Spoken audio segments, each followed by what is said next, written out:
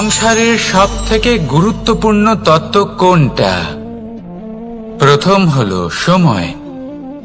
জন্ম থেকে মৃত্যু পর্যন্ত এই যে সময়, এটাই তো হলো জীবন।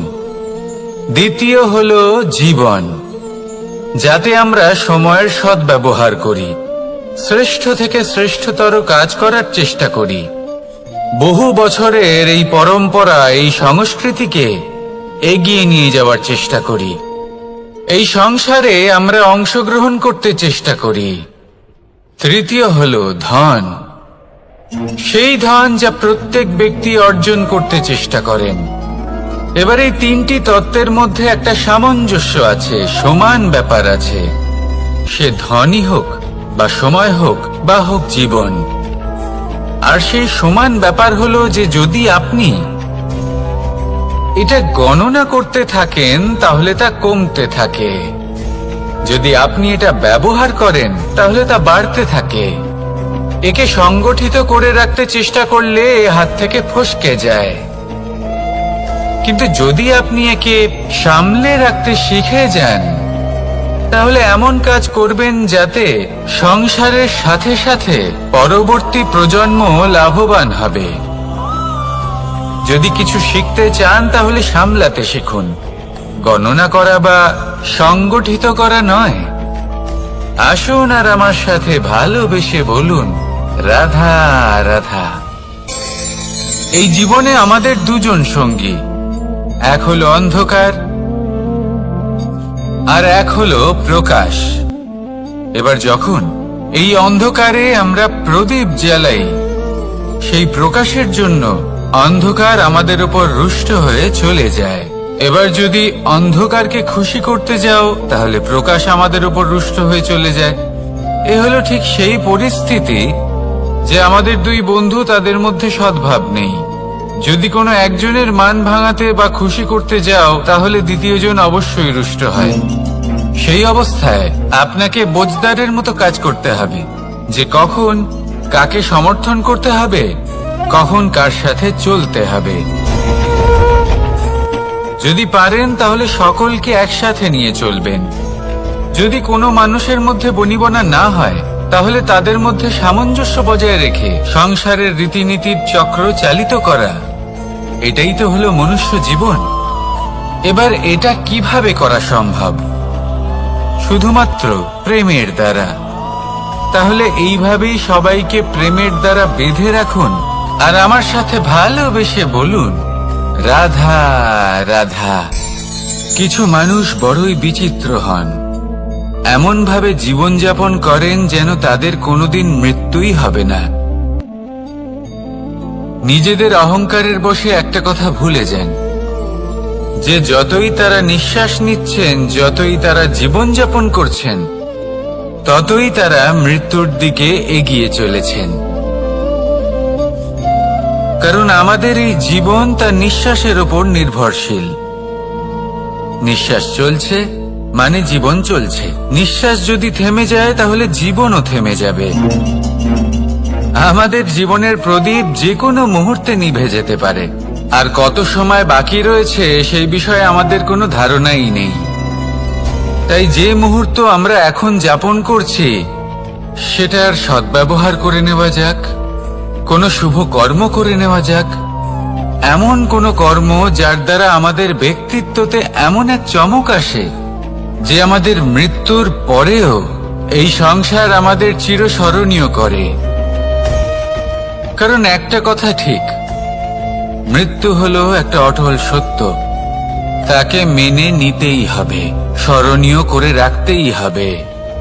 যে সময় আছে তার সদ্ব্যবহার করুন আর আমার সাথে ভালোবেসে বলুন, রাধা রাধা। এই সংসারের সবথেকে বড় সুখ কি? কেউ বলবেন নিজের লক্ষ্য প্রাপ্ত করা, কেউ বলবেন ধন উপার্জন করা, কেউ বলবেন নিদ্রাই সবথেকে বড় সুখ, কেউ বলবেন রাজ্য লাভ করা, আবার কেউ বলবেন মাতার হাত থেকে খাবার খাওয়া,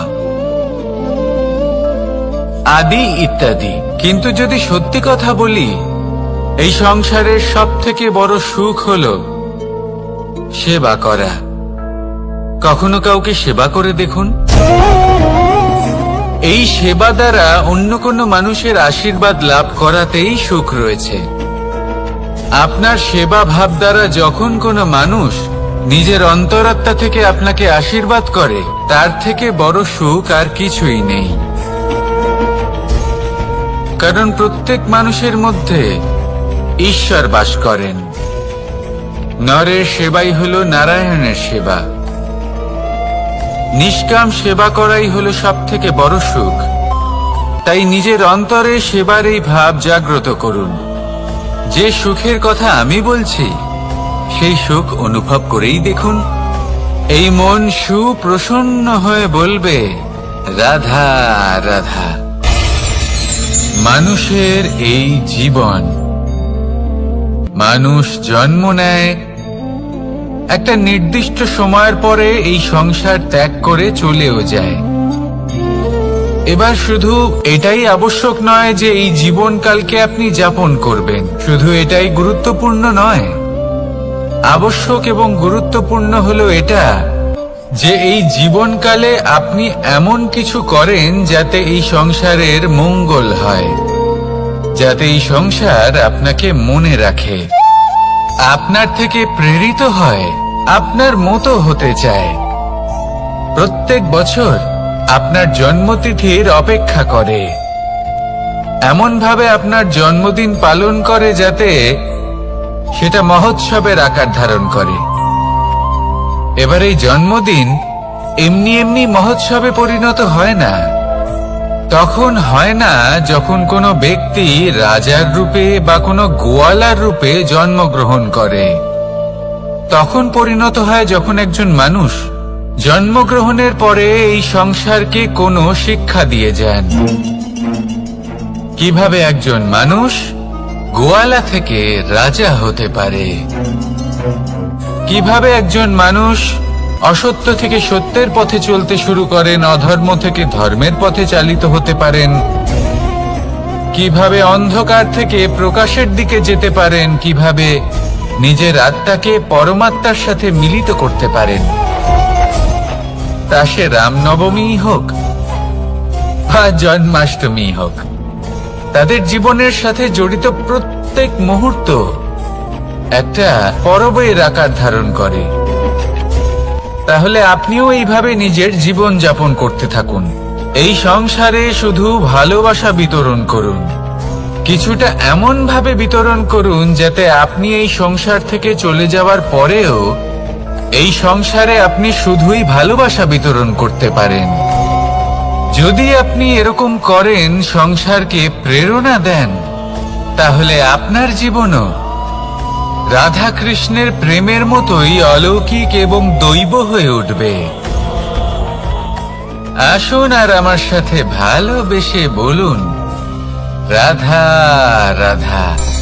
আপনি এটা শুনে থাকবেন যে ছোট্ট একটা বালক, সে ঈশ্বরের প্রতিরূপ হয়। কিন্তু এমন কেন বলা হয় তা কি আপনি কখনো ভেবে দেখেছেন? আমি আপনাকে বলছি। কোন একটা ছোট্ট বালককে দেখুন, সে কি করে?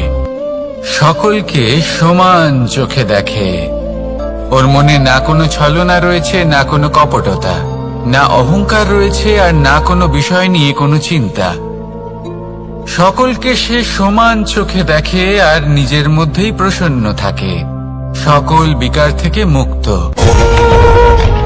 এগুলোই তো সেই গুণ সেই বালকের মধ্যে, যা হলো ঈশ্বর স্বরূপ। এবার ভেবে দেখুন, যদি প্রত্যেকটা মানুষ এই ছোট বালকের মতো সেই সব গুণ নিজের মধ্যে জাগ্রত করে তোলে, তাহলে কি হবে? তারাও ঈশ্বর তুল্য হয়ে উঠবে। তাই আপনিও এটাই করুন, নিজের মনকে বিকার মুক্ত করুন সেই ছোট্ট বালকের মতো। মনের মধ্যে না কোনো চিন্তা রাখবেন, না মোহ, না ক্রোধ, না কোনো রকমের ছলনা বা কপটতা। সবাইকে সমান চোখে দেখুন আর নিজের মনেই প্রসন্ন থাকতে শিখুন। এই মন প্রেমময় হয়ে বলবে, রাধা রাধা। মানুষের জীবন বড়ই বিচিত্র হয়। যেই মুহূর্তে জন্ম নেয় একটা প্রতিস্পর্ধায় প্রবেশ করতে থাকে। মানুষ জন্ম নেয় আর প্রতিস্পর্ধা শুরু হয়ে যায় ভাই এবং বোনের মধ্যে সর্বশ্রেষ্ঠ হবার, সবার থেকে এগিয়ে থাকার। তারপরে সে যায় গুরুকুলে। নিজের বন্ধুদের মধ্যে সর্বশ্রেষ্ঠ হওয়ার প্রতিস্পর্ধা শুরু হয়। এবার সেখান থেকে বাইরে বেরিয়ে সংসার জীবনে প্রবেশ করে ধন উপার্জনের প্রতিস্পর্ধা শুরু হয়। তা সে যুদ্ধই হোক বা কলা হোক, এই প্রতিস্পর্ধা কখনোই আমাদের পিছু ছাড়ে না। তাই যদি প্রতিস্পর্ধা করতেই হয়, তাহলে আমরা মানুষকে সাহায্য করার প্রতিস্পর্ধা কেন করব না? এমন এক প্রতিস্পর্ধা যাতে যে কেউ জিতুক বা যে কেউ হারুক না কেন, লাভ সকলের হবে। সকলের মধ্যে প্রেম বিতরণ করতে থাকুন, এইভাবেই আনন্দ বিতরণ করতে থাকুন, আর আমার সাথে ভালোবেসে বলুন, রাধা রাধা। দু রকমের প্রাকৃতিক বেগ থাকে। প্রথম হলো বর্ষা। যখন এর বর্ষণ হয় তখন মাটিকে শীতল করে নতুন ফসল ফলায়। আর দ্বিতীয় হয় পবন, যা আমাদের সর্বদা শ্বাসবায়ু প্রদান করে। অশান্ত এই মনকে শান্তি প্রদান করে, এই ক্লান্ত শরীরে স্ফূর্তি প্রদান করে। আমাদের জীবনে যত আবেগ আছে তা হয় বর্ষার মতো হওয়া উচিত, নয় হওয়া উচিত পবনের মতো। ক্রোধ, মতভেদ, বিবাদ, এগুলো হওয়া উচিত বর্ষার মতো। অর্থাৎ কিছু সময় পরে যেন এরা নিজে থেকেই ছিন্ন ভিন্ন হয়ে চলে যায়। আর যদি পবনের মতো কোনো আবেগ থাকা উচিত, তা হলো প্রেম, যা সর্বদা শ্বাসবায়ু প্রদান করে, সবসময় সাথে থাকে। একে আমরা অনুভব করতে পারি না, কিন্তু এ আমাদের অনুভব করার জন্য প্রাণবায়ু প্রদান করে। আর যখন চক্রবাতের মতো সে ভয়ঙ্কর হয়ে ওঠে, তখন সমগ্র সংসার বদলে দেয়। এর সারমর্ম একটাই, শক্তি। মতভেদ, ক্রোধ, বিবাদের মধ্যে নেই। শক্তি যদি থাকে, তা আছে প্রেমের মধ্যে।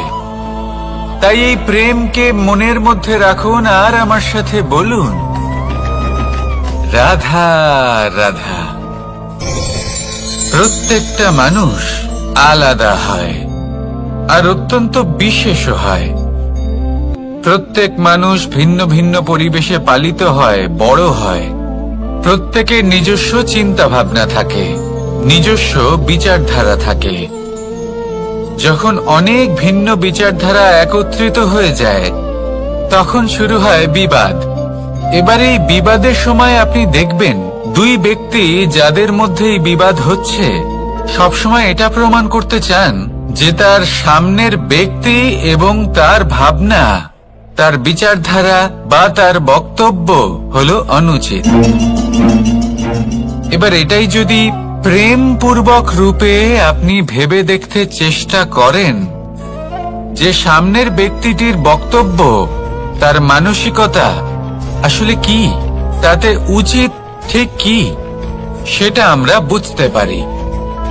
একদিকে হলো এই বিবাদ, যা আপনাকে সামনের ব্যক্তিটিকে অনুচিত প্রমাণ করতে বাধ্য করে। আর অন্যদিকে হলো প্রেম, যা সামনের ব্যক্তিটির যুক্তি বুঝতে সাহায্য করে, তাতে উচিত কি রয়েছে সেটা বুঝতে বাধ্য করে, তাকে মহান হয়ে ওঠার পথে অগ্রসর হতে বাধ্য করে। তাই এই বিবাদকে ত্যাগ করুন আর প্রেমকে আপন করে নিন, আর এই প্রেম ভাব নিয়ে বলুন, রাধা রাধা। এই সংসারে বড়ই বিচিত্র এক শব্দ আছে, মূল্য। এর প্রয়োগ আমরা জীবনেও করে থাকি, আবার ব্যবসাতেও করে থাকি। একজন উদ্যোগপতি সবসময় বলেন, ব্যবসার মূল্য সবসময় উচ্চমান হওয়া উচিত, তাতে লাভ বেশি। অন্যদিকে আরেকজন ব্যক্তি যিনি পরোপকারী, যিনি ঈশ্বরের দর্শনের অভিলাষী, তিনি বলেন জীবনের মূল্য সব থেকে উচ্চমান হওয়া উচিত। অনেক সময় মানুষ কি করে থাকেন, ব্যবসার এই মূল্য তা উচ্চতার শিখরে পৌঁছানোর লোভে জীবনের মূল্য নামিয়ে ফেলেন, যেখানে এই সমগ্র সংসার প্রেমের দ্বারা চালিত হয়। প্রেমই হলো এই সংসারের আধার। এবার যদি আপনি প্রেম করতে শিখে যান, তাহলে ব্যবসাতে নিশ্চিত রূপে লাভের সাথে সাথে কীর্তি এবং যশ লাভও করতে পারবেন। তা আমি নিশ্চিত রূপে বলতে পারি, কারণ ব্যবসাতে ওঠা নামা এসব চলতেই থাকে।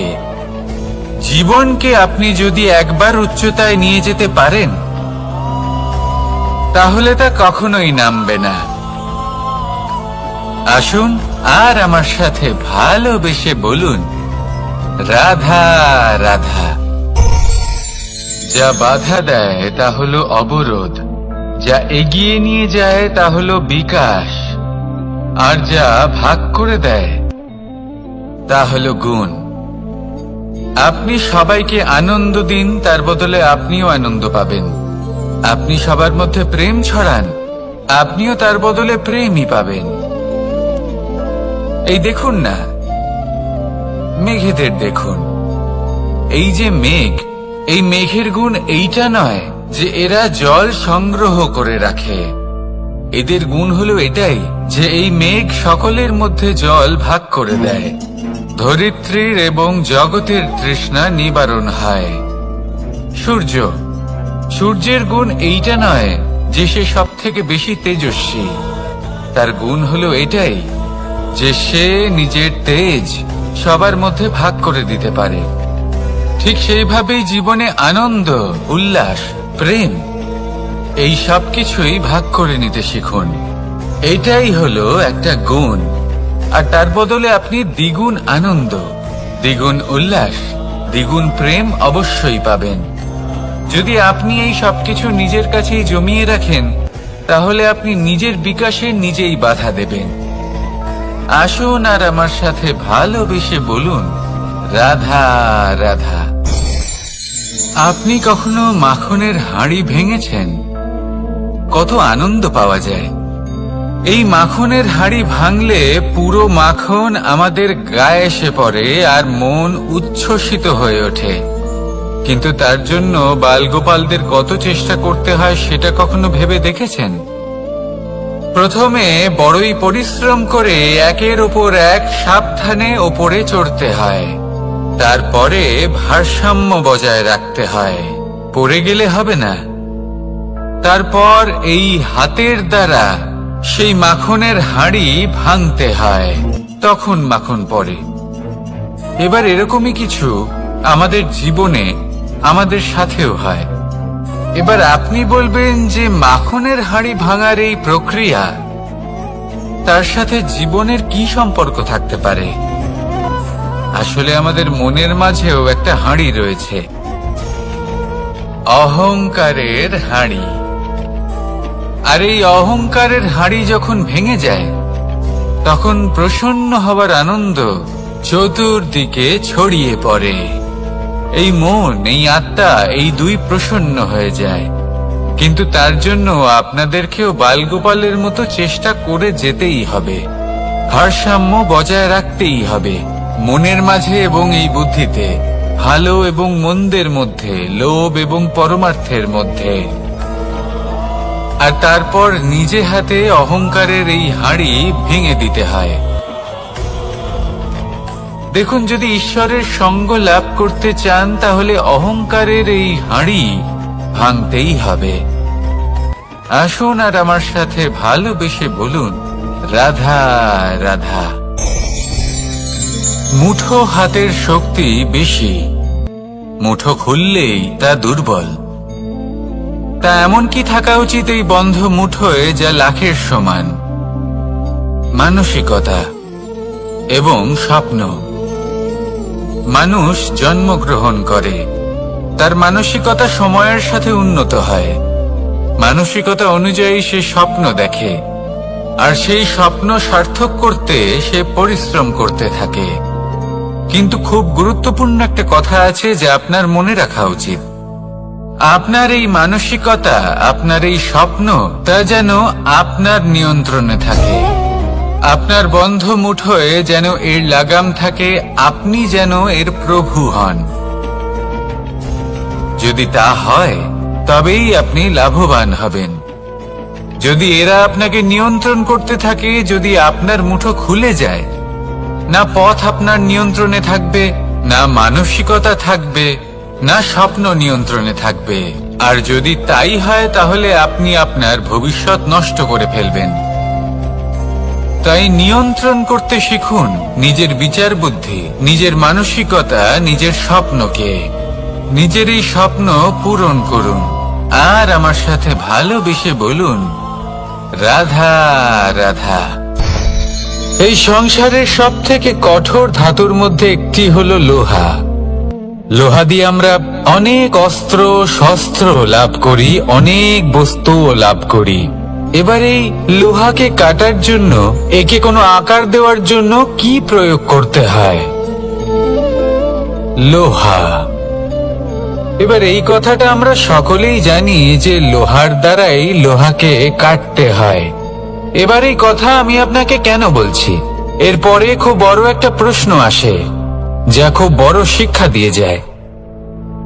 এটা কেন হয় যে আমরা একটা লোহা দিয়ে একটা লোহাতে আঘাত করছি, কিন্তু যে লোহা দ্বারা আঘাত করছি তার আকার বদলাচ্ছে না, যার ওপর প্রহার করছি তার আকার বদলাচ্ছে? এতে পার্থক্যটা কোথায়? পার্থক্য হলো তাপমাত্রার। দেখুন, যে লোহাকে আমরা কাটতে চাই তার তাপমাত্রা বাড়াতে হয়, তাকে গরম করতে হয়। আর যে লোহা দ্বারা আমরা আঘাত করতে চলেছি সেই লোহা আমাদের ঠান্ডা রাখতে হয়। অর্থাৎ ঠান্ডা লোহা গরম লোহাকে কেটে দেয়। এবার এই শিক্ষা কি আমাদের জীবনে যথেষ্ট নয়? আমাদের জীবনে অনেক সমস্যা আসতে পারে, কিন্তু আমাদের এই বিষয়ে বিশেষ খেয়াল রাখতে হবে যে আমাদের মনকে আমরা যেন ঠান্ডা রাখি, এই মস্তিষ্ককে শান্ত রাখতে হবে। যদি আমরা ক্রোধ বা ঈর্ষার আগুনে জ্বলতে থাকি, বিদ্বেষের আগুনে জ্বলতে থাকি, তাহলে আমরাও সেই লোহার মতোই হয়ে যাব যার তাপমাত্রা অত্যন্ত বেশি। তখন যে কেউ এসে আমাদের বিচ্ছিন্ন করে চলে যাবে। মনে রাখবেন, যিনি যত বেশি স্থির বুদ্ধির অধিকারী, যিনি হলেন সব থেকে বেশি শান্ত, তিনি হলেন সব থেকে বেশি বলশালী। তাহলে শান্ত থাকুন আর আমার সাথে ভালোবেসে বলুন, রাধা রাধা। এই সমগ্র সংসারের সব থেকে গুরুত্বপূর্ণ ব্যক্তি কে? স্বয়ং আপনি। নিজের জন্য তো বটেই, তাই না? কারণ যখন আপনি জন্মগ্রহণ করেন, নিজের চোখ খোলেন, এই সংসারে আসেন, তখনই তো এই সংসারকে আপনি দেখতে পান, অনুভব করতে পারেন। এখানকার আবেগ, এখানকার মানুষজন তখন থেকেই অনুভব করেন। যদি আপনি না থাকেন তাহলে এই সংসারের অস্তিত্ব আপনার কাছে শূন্যের সমান, তাই না? আপনি না থাকলে এই সংসারও আপনার কাছে নেই। এবার সবাই বলবেন যে এ তো সত্যি কথা, সেই অনুযায়ী তো আমার স্বার্থপর হওয়া উচিত, অহংকারী হওয়া উচিত, কারণ আমার কাছে আমি তো সবকিছু। দৃষ্টিভঙ্গি পাল্টে দেখুন, আপনার কাছে সব থেকে বেশি গুরুত্বপূর্ণ ব্যক্তি কে? আপনি নিজেই। সেই মানুষটি কেমন হওয়া উচিত একটু ভেবে দেখুন। সব সময় সকলকে সাহায্য করুন, একসাথে মিলে পরিশ্রম করুন, সাহায্য করুন অন্যদেরকে। এটা অতি আবশ্যক। এবং তার থেকেও বেশি গুরুত্বপূর্ণ হলো এটাই যে আপনার মনে যেন কখনো এই বিষয়ে ভয় না থাকে যে আমি আমার প্রিয়জনদের, আমার কাছের মানুষগুলিকে হারিয়ে ফেলব। এই ভয় কখনোই মনের মধ্যে থাকা উচিত নয়। যদি ভয় থাকে তাহলে থাকুক এই বিষয়ে যে সকল মানুষ আমার জীবন থেকে, আমার থেকে দূরে চলে যাচ্ছেন, তাদের বাধা দিতে দিতে আমি যেন নিজেকেই না হারিয়ে ফেলি। নিজের অস্তিত্বকেই না হারিয়ে ফেলি, নিজের ব্যক্তিত্বকে, নিজের বিচারধারাকে, নিজের করুণার শক্তি না হারাই। তাহলে এই ভয় ত্যাগ করুন আর আমার সাথে ভালোবেসে বলুন, রাধা রাধা। মানুষের দুটো রূপ রয়েছে, এক আমাদের এই মুখ যা শুধুই চোখে দেখা যায়, আর দ্বিতীয় আমাদের এই মন যা শুধুমাত্র অন্তরাত্মা দ্বারা দেখা যায়। এবার আমাদের এই মুখ তা ঈশ্বর সকলকেই আগে থেকেই প্রদান করেছেন, কিন্তু এই মন কেমন হবে তা আমাদের জীবনের অনুভূতি এবং আমাদের জীবনের লক্ষ্য এগুলি সুনিশ্চিত করে। অর্থাৎ নেত্র দিয়ে দেখা যায় আমাদের এই মুখ, তা শুধুই এই কারণে প্রয়োজন যাতে সংসার আমাদের দেখতে পায়, আমাদের চিনতে পারে। কিন্তু যদি এই সংসারে আপনি প্রকৃত অর্থে মান সম্মান লাভ করতে চান, তাহলে নিজের অন্তরাত্মাকে আপনাকে বিকশিত করতেই হবে। দেখুন, কথায় আছে এই যে অসুর, তা শারীরিকভাবে উপস্থিত নয়, তা মনের মধ্যে থাকে। যদি এই মন থেকে অসুরকে বের করে দেওয়া যায়, তাহলে শরীরে তা উপস্থিত থাকবেই না। তাই মনকে শুদ্ধ করুন আর আমার সাথে ভালোবেসে বলুন, রাধা রাধা। প্রয়াস, পরিশ্রম, এই শব্দগুলি শুনতে হয়তো ছোট মনে হয়, কিন্তু এর মূল্য অনেকটাই অধিক। এবার প্রয়াসও কিন্তু দুই ধরনের হয়। একটা প্রয়াস তাই যা আমরা নিজের মন থেকে, অন্তর থেকে সমগ্র শক্তি দিয়ে করার চেষ্টা করি। এবারে এই প্রয়াস প্রচেষ্টার নামান্তর। কিছু প্রয়াস এমন হয় যেমন দ্রুতক্রীড়া খেলা। মানুষ বলেন, আজ একটু প্রয়াস করি, একটু দ্রুতক্রীড়া খেলেই দেখি, যদি বিজয়ী হই তবে ভালো ব্যাপার, যদি না হই তবে আর কখনো খেলবো না। এটাও কিন্তু প্রয়াস, কিন্তু এই প্রয়াস পরিশ্রম নয়। পাণ্ডবদের দেখুন, ওনারা যখন পরিশ্রম করেছিলেন তখন খাণ্ডবপ্রস্থকেও ইন্দ্রপ্রস্থ বানিয়েছিলেন। দ্রুতক্রীড়া খেললেন, সেই মুহূর্তেই ইন্দ্রপ্রস্থ হারিয়ে ফেললেন। পরিশ্রম করলেন, সগৌরবের রাজা হলেন। দ্রুতক্রীড়া খেললেন, তখন এক মুহূর্তে রাজা থেকে নিঃস্ব হয়ে গেলেন। সারমর্ম এটাই যে দ্রুতক্রীড়া কখনো কখনো আপনার মিত্র হতে পারে, কখনো সে আপনাকে বিজয়ী করতে পারে, কিন্তু প্রয়াস এবং পরিশ্রম যখন একসাথে মিলিত হয় তখন তা সর্বদাই আপনার সাথে থাকে। প্রয়াস করতে থাকুন, পরিশ্রম করতে থাকুন, আর আমার সাথে ভালোবেসে বলুন, রাধা রাধা। মানুষ কখনো কখনো সময়কে নিয়ন্ত্রণ করতে চেষ্টা করে, কখনো কখনো সময়ের গুরুত্ব বুঝতে পারে না। এটা ভাবে যে এই কিছু মুহূর্ত কেটে যাক, একে অতিবাহিত করি, তাহলে কি বা হবে, কয়েকটা মুহূর্ত মাত্র। কিন্তু তা নয়। আজকের একটা মুহূর্ত ভবিষ্যতের অনেক বড় পরিবর্তনের ভিত হতে পারে। আজকের একটা মুহূর্ত আপনার ভবিষ্যৎকে উজ্জ্বল করে তুলতে পারে। সেই জন্য ছোট ছোট মুহূর্তগুলিকে অদেখা করবেন না। সময়কে কাজে লাগান, পূর্ণরূপে কাজে লাগান। এবার যদি আপনি কাউকে সাহায্য করতে চান আর সেই কারণেই যদি থেমে থাকেন, তাহলে ঠিক আছে, কারণ আপনি কাউকে সাহায্য করে তার জীবনকে আরো ভালো করে তুলতে চাইছেন, আরো শ্রেষ্ঠ করতে চাইছেন। এই পুণ্য, এই কর্ম ফিরে আপনার কাছেই আসবে আর আপনার জীবনকে শুভ করে তুলবে। কিন্তু যদি আপনি আলস্যের কারণে থেমে থাকেন এবং কিছুই না করেন, সময় নষ্ট করেন, তাহলে কিন্তু একটাই ঘটনা ঘটবে, আপনার ভবিষ্যৎ বিপদগ্রস্ত হয়ে পড়বে, আর কিছুই নয়। সেই জন্য এটা বোঝা প্রয়োজন যে কখন থামতে হবে এবং কেন থামতে হবে। যদি আপনার থামার কারণ এবং সময় অনুচিত হয়ে থাকে, তাহলে আপনার ভবিষ্যৎ কখনোই উচিত হতে পারে না। সেই জন্য সময়কে সম্মান করুন আর পূর্ণ ব্যবহার করতে শিখুন। আর আমার সাথে ভালোবেসে বলুন, রাধা রাধা। জীবনে সবসময় সেটা হয় না যা আমরা চাই, তেমন ভাবে হয় না যেমন ভাবে আমরা চাই।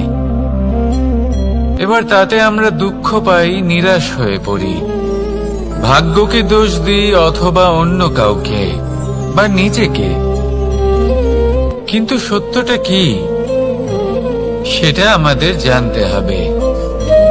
এই সংসার নির্মিত হয়েছে পাহাড় দ্বারা এবং পাথর দ্বারা, তাই প্রত্যেক স্থানে ছোট ছোট ছোট ছোট নুড়ি পাথর তো অবশ্যই থাকবে। এগুলো এড়িয়ে যাওয়া সম্ভব নয়, আর এই কথাটা আমরা সকলে জানি। এবার এইভাবেই আমাদের জীবনে নানান রকমের সমস্যা লেগেই থাকে। এর হাত থেকে কোনোভাবেই নিস্তার পাওয়া সম্ভব নয়। একটা সমস্যা এড়াতে যান, দ্বিতীয় চলে আসবে, দ্বিতীয় সমস্যা এড়াতে যান, তৃতীয় চলে আসবে। কিন্তু সমস্যা জীবনে থাকবেই, আর আপনাকে সাহায্য করার জন্যই থাকবে কোনো না কোনো রূপে।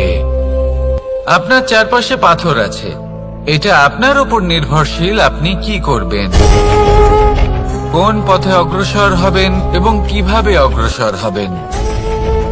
এবার দেখুন, এটা তো সবসময় সম্ভব নয় যে আপনার পদতলে ফুলের চাদর থাকবে, এটা তো অসম্ভব। সেই জন্য উচিত এটাই হবে যে আপনি পাদুকা পরিধান করে জীবনে অগ্রসর হন। এর সারমর্ম এটাই, যখনই জীবনে সমস্যা আসবে দৃঢ় হয়ে সম্মুখীন হন এবং এটা বোঝার চেষ্টা করুন যে এই সমস্যা জীবনে কেন এলো, কি শিক্ষা দিয়ে গেল। আপনার মধ্যে দোষ অবশ্যই থাকবে, তাকে গুণে পরিবর্তিত করুন। এই জীবন আরো বেশি সহজ সরল হবে এবং প্রসন্ন হয়ে বলবে, রাধা রাধা। অনেক মানুষ আমাকে এসে বলেন যে কানাই, তোমার কথাগুলি তো আর কি বা বলি, তোমার কথা কি থেকে কি করে ফেলতে পারে, অসম্ভবকে সম্ভব করে ফেলতে পারে। এত শক্তি তোমার কথাতেই রয়েছে, তো অন্য কিছু করার কোনো প্রয়োজনই কোথায়? এবার ওনারা এই কথাটা বুঝতে পারেন না যে জ্ঞান শুধুমাত্র শব্দের সমন্বয় মাত্র। কিন্তু এর অর্থ কি সেটা জানার জন্য অনুভব করা প্রয়োজনীয়, সেই পথে চলা প্রয়োজনীয়। এই অভিজ্ঞতাই আপনাকে অর্থ বুঝিয়ে দেবে। ঠিক যেমন তুমি কর্ম করতে থাকো, ফলের চিন্তা করো না, এটা শুধুই শব্দ। এর সারমর্মটা কি, এর অর্থ কি সেটা বোঝার জন্য সেই পথে আপনাকে অগ্রসর হতেই হবে, সেটা যাপন করতে হবে, কর্ম করতে হবে নিরন্তর। এটা ভাবলে হবে না যে আমি কি আমার কর্মের ফল আদৌ পাবো কিনা, তবেই আপনি এই কথার অর্থ বুঝতে পারবেন। কখনো ভেবে দেখবেন, আমাদের বাড়িতে যারা জ্যেষ্ঠ আছেন, বড় আছেন, আমরা তাদের পুজো করি, তাদের সেবা করি, আমরা তাদের চরণ স্পর্শ করি। কেন?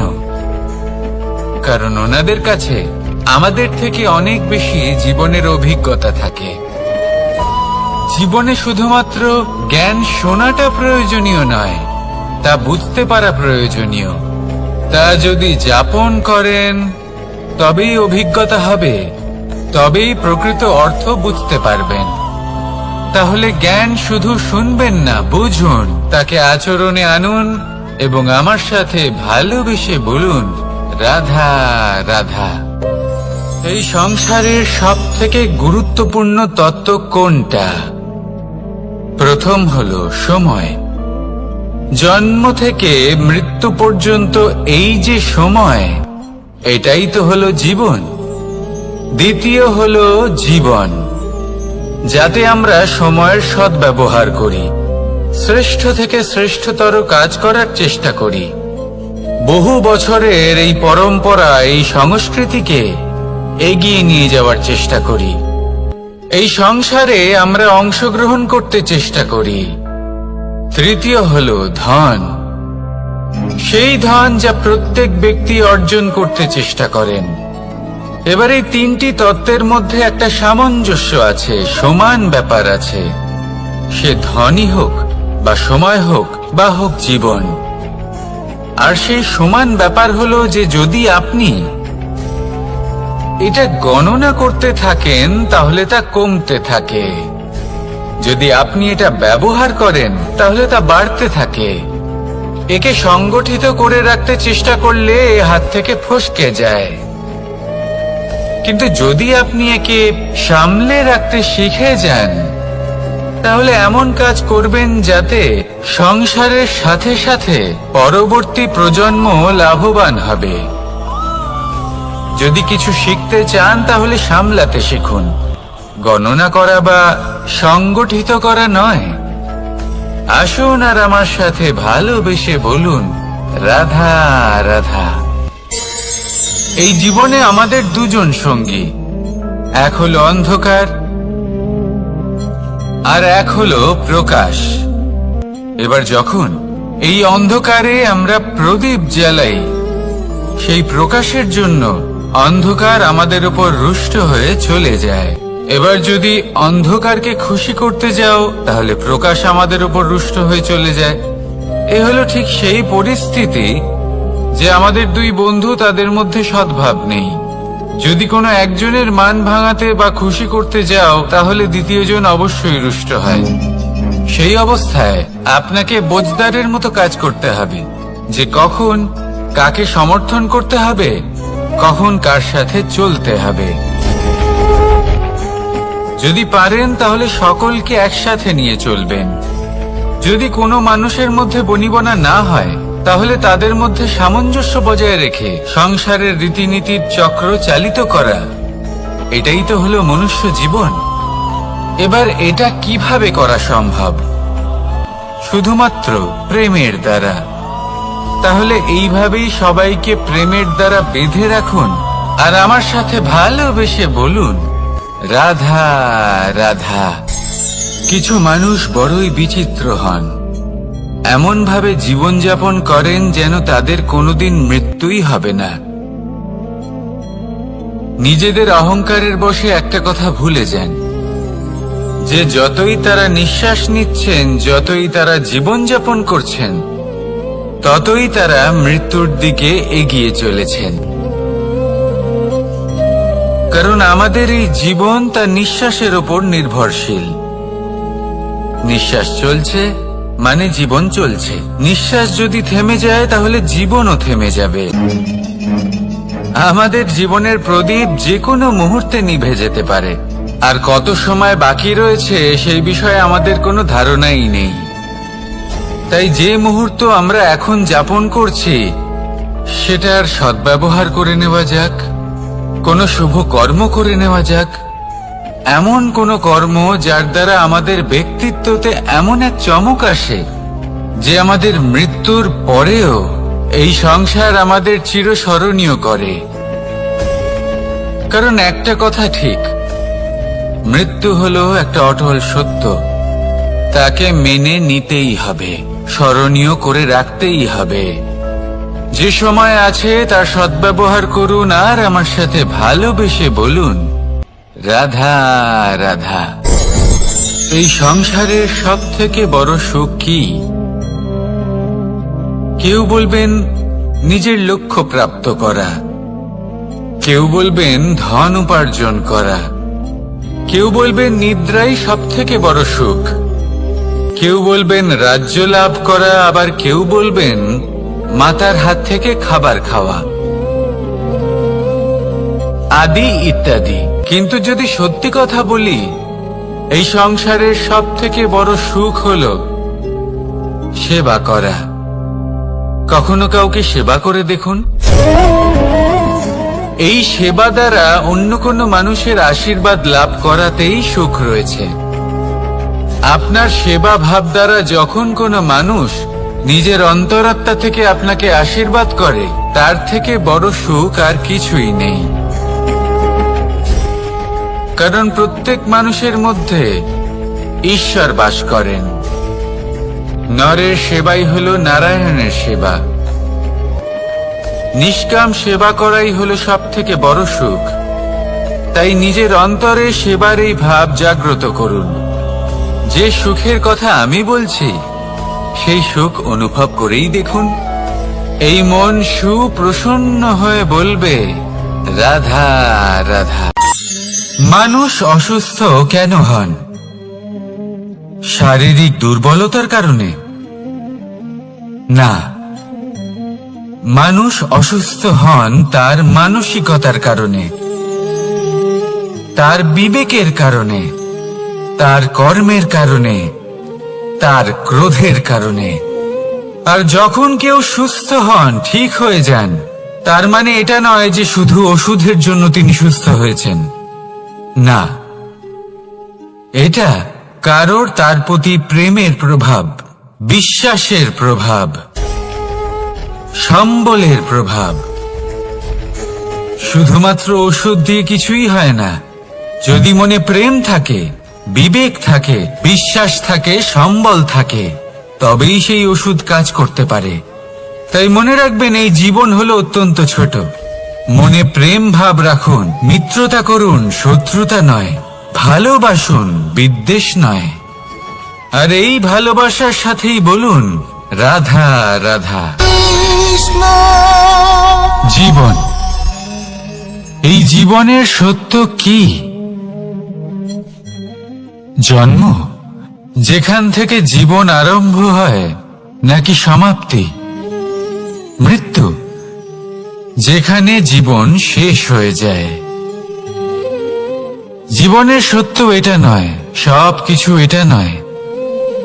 ভালো করে ভেবে দেখলে কিছুই যায় আসে না যে আপনার জন্ম কোথায় হয়েছে, কিভাবে হয়েছে। এতেও কিছু যায় আসে না যে আপনার মৃত্যু কোথায় হবে, কিভাবে হবে। যায় আসে তখন, গুরুত্বপূর্ণ হলো এটাই যে জীবন আপনি যাপন করেছেন তার উদ্দেশ্য কি ছিল, কি ভাবনা নিয়ে আপনি বেঁচেছেন। এখন যদি আপনি এমন কিছু করেন যার দ্বারা এই সংসার আপনার থেকে জীবন যাপনের প্রেরণা পেতে পারে, মৃত্যুর পরেও আপনার কর্ম দেখে তা স্মরণ করে জীবনে বাঁচতে শেখেন, তাহলে তার তাৎপর্য হলো আপনি নিজের কর্মের দ্বারা, নির্বাচনের দ্বারা অমর হয়ে গেছেন। দেখুন, জীবনে দুশ্চিন্তা করা হলো বৃথা, মৃত্যুর ভয়ও হলো বৃথা। কারণ আত্মা কখনো মরে না, তাকে কেউ শেষ করতে পারে না। না কাল, না মৃত্যু, আর না সময়। যদি এমন কিছু থাকে যা আপনার আত্মাকে শেষ করে দিতে পারে, তাহলে তা আপনারই নিজের দুষ্কর্ম। তাই এই যে জীবনকাল আপনার কাছে রয়েছে, তাতে শুধু শুভ কর্ম করুন, দুশ্চিন্তা করা ত্যাগ করুন। এমন কর্ম করুন যা দেখে সংসার উচিত পথে চলে আসবে, শুভ কর্ম করবে। যদি আপনার মৃত্যুর পরে সংসার আপনাকে স্মরণ করে শিক্ষা লাভ করে, উচিত পথে চলে, প্রেরিত হয়, তাহলে আপনিও অমর হয়ে যাবেন। আসুন আমার সাথে ভালোবেসে বলুন, রাধা রাধা। কথায় আছে, যা কিছু অন্তর থেকে নিঃসৃত হয় তা অশুভ হয় না। অশুভ হলো সেই বোধ, সেই ইচ্ছে যা অন্তর থেকে নিঃসৃত হলেও কখনোই বিবেকের দ্বারা পরখ করা হয় না। এমনই একটা অনুভূতি হলো ক্রোধ। এই ক্রোধ আপনার বিবেকই হরণ করে নেয়, আপনার করুণা হরণ করে নেয়। আপনি ভাবনা চিন্তা করার যোগ্যতাই হারিয়ে ফেলেন।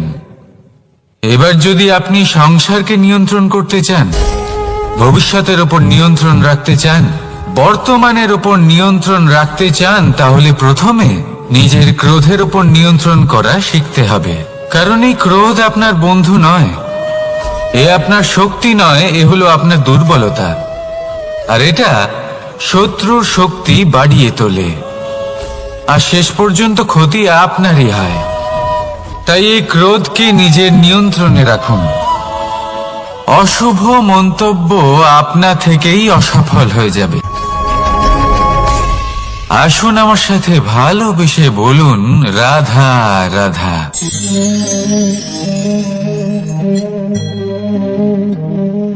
প্রশান্তি জড়িত নিদ্রা মানুষের জীবনের একটা অত্যন্ত গুরুত্বপূর্ণ সুখ এবং প্রয়োজনীয়তাও। দেখতে গেলে এই সংসারের প্রত্যেক পশু পাখি, প্রত্যেক জীব অবশ্যই নিদ্রা প্রাপ্ত করেন, কিন্তু মানুষ, যার মধ্যে বিচার বিবেচনা করার শক্তি অন্যদের থেকে অনেক বেশি, তার কিন্তু ঘুমের কিছু সমস্যা অবশ্যই হয়। কি বলেন? তাই তো। এবার এর কারণ কি? চিন্তা। এবার চিন্তা আমাদের সবার জীবনে আছে। আমরা সকলে জানি যে চিন্তা কখনো আমাদের সাহায্য করে না, তাও আমাদের জীবনে আছে। কেন? চিন্তার মাধ্যমে কি কখনো কোনো সমস্যার সমাধান হয়েছে? অর্থের চিন্তা করলে কি অর্থ লাভ হয়? ভবিষ্যতের চিন্তা করলে কি ভবিষ্যৎ ঠিক হয়ে যায়? স্বাস্থ্যের চিন্তা করলে কি স্বাস্থ্য নিজে থেকেই ঠিক হয়? হয় না। তাহলে এই সব কিছু থেকে আমাদের একটা ছোট্ট শিক্ষা অবশ্যই লাভ করা উচিত। আপনিও আপনার কাঁধ থেকে চিন্তার এই বোঝা নামিয়ে ফেলুন, আর এই সব ইচ্ছে একত্রিত হয়ে আমাদের মনে চিন্তা উৎপন্ন করে। তাই এই চিন্তাগুলিকে ত্যাগ করুন। প্রকৃতির প্রেমের উপর বিশ্বাস রাখুন। মনে রাখবেন, যিনি চিন্তা মুক্ত হবেন তিনি চিতা মুক্ত হবেন। সুখের নিদ্রা প্রাপ্ত করুন, আর নিদ্রায় যাবার আগে আমার সাথে ভালোবেসে বলুন, রাধা রাধা। মহাদেব, সেই দেবতা যিনি মহান, যাকে দেবতাদের দেবতা বলা হয়, যিনি হলেন আমার আরাধ্য। কখনো আপনার মনে এই প্রশ্ন এসেছে যে শিবকেই কেন মহাদেব বলা হয়, অন্য কোনো দেবতাকে কেন বলা হয় না? সেই কারণ মহাদেবের মধ্যে, ওনার মধ্যে এমন এক বিশেষ গুণ রয়েছে যা অন্য কারণ নেই। তা হলো নিঃস্বার্থ হয়ে মানুষের সেবা করা। যদি প্রয়োজন পড়ে, যদি সৃষ্টির পথে বিনাশের কালো মেঘ ছেয়ে থাকে, তখন নিজের প্রাণের চিন্তা না করে হলাহল পান করার জন্য প্রস্তুত থাকেন মহাদেব। আর এই অদ্বিতীয় ত্যাগের জন্যই শিবকে মহাদেব বলে ডাকা হয়। এবার যদি কোনো মানুষও নিঃস্বার্থ ভাবনার দ্বারা নিজেকে অর্পণ করে দেয় এই জগতের কল্যাণের জন্য, মানুষের সেবার জন্য, তাহলে তিনিও মহাপুরুষ, মহামানব হতে পারেন। যদি কেউ অভুক্ত থাকেন, তাহলে নিজের থালা থেকে অর্ধেক খাবার তাকে দিয়ে দিন। যদি কেউ অসুস্থ হন, তাহলে তাকে সেবা করার, চিকিৎসা করার চেষ্টা করুন। এই জীবন শুধু নিজের জন্য নয়, অন্যদের প্রতি, সমস্ত সংসারের প্রতি উৎসর্গ করুন। যদি এইসব মানুষ শিখে যান, তাহলে তিনি মহাদেবের পথে অগ্রসর হতে পারেন। যদি মানুষ নিঃস্বার্থ ভাবনার দ্বারা এই সংসারের সেবা করতে শিখে যান, তাহলে তিনি নিশ্চিত রূপে মহামানব অবশ্যই হতে পারবেন। আসুন আমার সাথে ভালোবেসে বলুন, রাধা রাধা। স্বর্ণ, হীরে, মুক্ত, মানিক, এই সব কিছুকে আগে পাথর বলা হতো। তাহলে এমন কি হলো যে এদের রত্ন বলা হয়? আর রত্ন তা বাস্তবে আসলে কি? এটা হলো সেই পাথর যাকে আগে আগুনের তাপ সহ্য করতে হয়েছে, পরখ করা হয়েছে, যাচাই করা হয়েছে, এদের কাটার চেষ্টা করা হয়েছে, কিন্তু তারা কখনোই নষ্ট হয়নি, বরং তারা আরো উদ্ভাসিত হয়েছে, আরো উজ্জ্বল হয়েছে, এই সংসারে আরো প্রকাশ ছড়িয়ে দিয়েছে। সেই জন্য এরা হলো এত অমূল্য, সেই জন্য এরা হলো বহুমূল্য, সেই জন্য এদের রত্ন বলা হয়। এবার মানুষের কাছেও এই নির্বাচনের অধিকার রয়েছে যে আমরা শুধু পাথর হয়ে থাকব নাকি রত্ন হয়ে থাকব। কিভাবে? আমাদের জীবনেও অনেক সমস্যা রয়েছে, বাধা আছে, বিপত্তি আছে। আমরা সেই বাধার তাপে উত্তপ্ত হই, এই সমস্যা আমাদের কাটার চেষ্টা করে। অনেক মানুষ বিভিন্ন পরিস্থিতি আমাদের ভাঙার চেষ্টা করে, কিন্তু আমাদের নষ্ট হলে চলবে না। যেভাবে এই রত্ন সমস্যার সম্মুখীন হয়ে পাথর থেকে রত্ন হয়েছে, সেইভাবেই আমাদেরও আমাদের সমস্যার সম্মুখীন হয়ে রত্ন হয়ে উঠতে হবে, এই সংসারে প্রকাশের স্রোত হয়ে উঠতে হবে। তাহলে এটাই করুন আর আমার সাথে ভালোবেসে বলুন, রাধা রাধা। সংসারে সব থেকে বড় শক্তি আসলে কি? কেউ বলবেন শারীরিক শক্তি, কেউ বলবেন অস্ত্রের শক্তি, কেউ বলবেন জ্ঞানের শক্তি। ঠিক আছে, কিন্তু যদি আমি বলি সংসারের সব থেকে বড় শক্তি হলো শক্তি কোনো এক তথ্যের, আগে হ্যাঁ, তথ্য। এই তথ্য নিজেই কিন্তু খুব শক্তিশালী, অত্যন্ত শক্তিশালী অস্ত্র হলো এই তথ্য। আর সত্যি বলতে অনুচিত তথ্যের থেকে অনেক বেশি ঘাতক হলো অসম্পূর্ণ তথ্য। যেরকম আজ শাম্ব রুক্মির সাথে করেছে, ওকে অসম্পূর্ণ তথ্য দিয়েছে, তার ফলে বিনাশ হলো। যদি এইভাবেই আপনার কাছেও কোনো অসম্পূর্ণ তথ্য আসে, আর যদি আপনি তা পরখ না করে দেখেন, যাচাই না করে দেখেন, আর নিজের কর্ম করেন, তাহলে উত্থানের বদলে আপনি পতনের সম্মুখীন হবেন। বিকাশের বদলে আপনার বিনাশ হয়ে যাবে। মনে রাখবেন একটা অত্যন্ত গুরুত্বপূর্ণ কথা, সঠিক তথ্য পাওয়া সঠিক তথ্য দেওয়ার থেকে অনেক বেশি গুরুত্বপূর্ণ। আশা করি এই কথা আপনি বুঝেছেন। জীবনে যখনই কোনো তথ্য আপনি পাবেন, সেই বিষয়ে ভেবে দেখুন, পরখ করে দেখুন, যাচাই করুন, তারপর নিজের কর্ম করুন। আর আমার সাথে ভালোবেসে বলুন, রাধা রাধা। ধর্ম এবং প্রেম, এই দুই হলো একই মুদ্রার দুই পিঠ। যদি এদের মধ্যে কোনোটা নষ্ট হয়ে যায়, তাহলে দ্বিতীয়টাও থাকে না। কখনো ভেবেছেন এমন কেন হয়? তার জন্য আগে আপনাকে বুঝতে হবে যে ধর্ম আসলে কি। ধর্ম সেটাই যা এই সংসারের প্রত্যেক মানুষকে একে অপরের সাথে সুখ এবং শান্তিতে থাকতে প্রেরণা যোগায়। এই প্রেরণার আধার হলো প্রেম। প্রেম সেটাই যা আপনার মধ্যে অন্য কারোর প্রতি করুণাবোধ জাগিয়ে তোলে, সম্মান জাগিয়ে তোলে। এবার যদি প্রেম চলে যায়, তাহলে সবার আগে বিনাশ হবে সম্মান আর করুণাবোধের। এবার যেখানে না প্রেম রয়েছে, না সম্মান রয়েছে, না করুণা রয়েছে, সেখানে ধর্ম কিভাবে বাস করবে? অশুভ ইচ্ছে জাগ্রত হয়ে ওঠে, ক্রোধ জাগ্রত হয়ে ওঠে, অহংকার জাগ্রত হয়ে ওঠে, আর তারপর আরম্ভ হয় অধর্মের। তাই যা যা ভাবনা আপনার অন্তরে প্রবেশ করছে, করতে দিন, কিন্তু যাই হোক না কেন, এই প্রেমকে নিজের থেকে দূরে যেতে দেবেন না। এই প্রেমকে চিরকাল নিজের কাছে রাখুন, নিজের হৃদয়। আর এই প্রেম ভাব নিয়ে বলুন, রাধা রাধা। এই সংসারে আমাদের জীবনের সব থেকে বড় দোষ কি আপনি জানেন? কেউ বলবেন লোভ, কেউ বলবেন লালসা, কেউ বলবেন অসত্য। দেখুন, দুঃখের মূল কারণ হল পরিশ্রম না করা।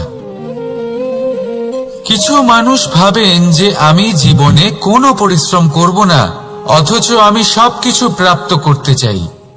আর এমন এক কারণের জন্যই দূতের মতো খেলা আমাদের জীবনে প্রবেশ করার সুযোগ পায়। দূত, এই দূত আসলে কি? দূত অর্থাৎ কোনো পরিশ্রম ছাড়াই অন্য কেউ পরিশ্রম করে যা অর্জন করেছেন, যে সুখ সুবিধা অর্জন করেছেন, তা নিজের জন্য শুধুমাত্র একটা খেলার মাধ্যমে নিজের করে নেবার ইচ্ছে। আর এই ইচ্ছে অত্যন্ত বিনাশকারী হতে পারে। এই ইচ্ছে যদি আপনার বিবেক, আপনার মন, আপনার চেতনা, আপনার ভাবনা প্রবাহিত করে ফেলে, তারপরে আপনি চেষ্টা করতে শুরু করে দেবেন, আর সেইখান থেকেই আপনার পতন শুরু হবে। এই চেষ্টা করবেন যে অন্য কারোর জীবনের সমস্ত ধন, তার সমস্ত জীবন সম্পূর্ণভাবে নিজের করে নেওয়া। কারণ প্রথমে আশা জাগ্রত হয়, আর এই আশা হতাশায় পরিণত হতে সময় লাগে না। এই হতাশা কুণ্ঠায় পরিণত হতে সময় লাগে না, কুণ্ঠা লোভে পরিণত হতে সময় লাগে না, আর এই লোভ প্রতিশোধ স্পৃহাতে পরিণত হতে সময় লাগে না। আর যখন এই সব কিছু হয়, আপনি দুষ্ট হয়ে যান। আর সবাই জানেন যে প্রত্যেক দুষ্ট ব্যক্তির পতন হলো অবশ্যম্ভাবী। তাই নিজেকে দূতের থেকে দূরে রাখুন আর পরিশ্রমকে নিজের কাছে টেনে নিন। জীবনে আপনার যা যা স্বপ্ন রয়েছে, যা আপনি করতে চান, শুধুই পরিশ্রম দ্বারা অর্জন করুন। তাহলে তাই করুন, আর আমার সাথে ভালোবেসে বলুন, রাধা রাধা। জীবনে কিছু শেখা অত্যন্ত গুরুত্বপূর্ণ। এবার কি কি শিখতে হবে, সেই সব শেখানোর জন্য অনেক শিক্ষক রয়েছেন। কিন্তু কি শিখবেন না আর কি করবেন না, এটা আমাদের নিজের অভিজ্ঞতা দিয়ে শিখতে হয়। কিন্তু তার মানে এটা নয় যে যদি আপনাকে শিখতে হয় যে আগুনের তাপ কতটা, আপনাকে আগুনের মধ্যে হাত দিতে হবে না। অন্য কারোর অভিজ্ঞতা দ্বারাও শিখতে পারেন। প্রশ্ন শুধুমাত্র একটাই যে আপনি কি শিখতে চান নাকি চান না। যদি আপনি এটাই ভাবেন যে আমি শুধুই নিজের অভিজ্ঞতা দ্বারাই শিখতে চাই, তাহলে জীবনকাল ছোট মনে হবে, অনেক কিছুই শিখতে পারবেন না। তাই নিজের সাথে সাথে বড়দের অভিজ্ঞতার দ্বারাও শেখা শুরু করে দিন। এই সংসারের অভিজ্ঞতা দ্বারা শিখতে শুরু করে দিন। আর এটা নিশ্চিত রূপে শেখা আবশ্যক যে কখন কি করবেন না, কোথায় থামতে হবে আর কোথায় থামবেন না। তাহলে আসুন আর আমার সাথে ভালোবেসে বলুন, রাধা রাধা। ভোজন। এবার ভোজন সংগ্রহ করার জন্য মানুষ কি না করেন, সব সময় চেষ্টা করতে থাকেন। ফসল উৎপাদনের জন্য অনেক পরিশ্রম করতে থাকেন, কিন্তু অনেক সময় অনেক পরিশ্রম করার পরেও ফসল ভালো উৎপাদন হয় না। এর কারণ কি? কারণ হলো এটাই যে আপনি পরিশ্রম হয়তো অনেক করেছেন, কিন্তু আপনার নজর তো সেই বীজের দিকে ছিলই না যা আপনি রোপণ করেছেন।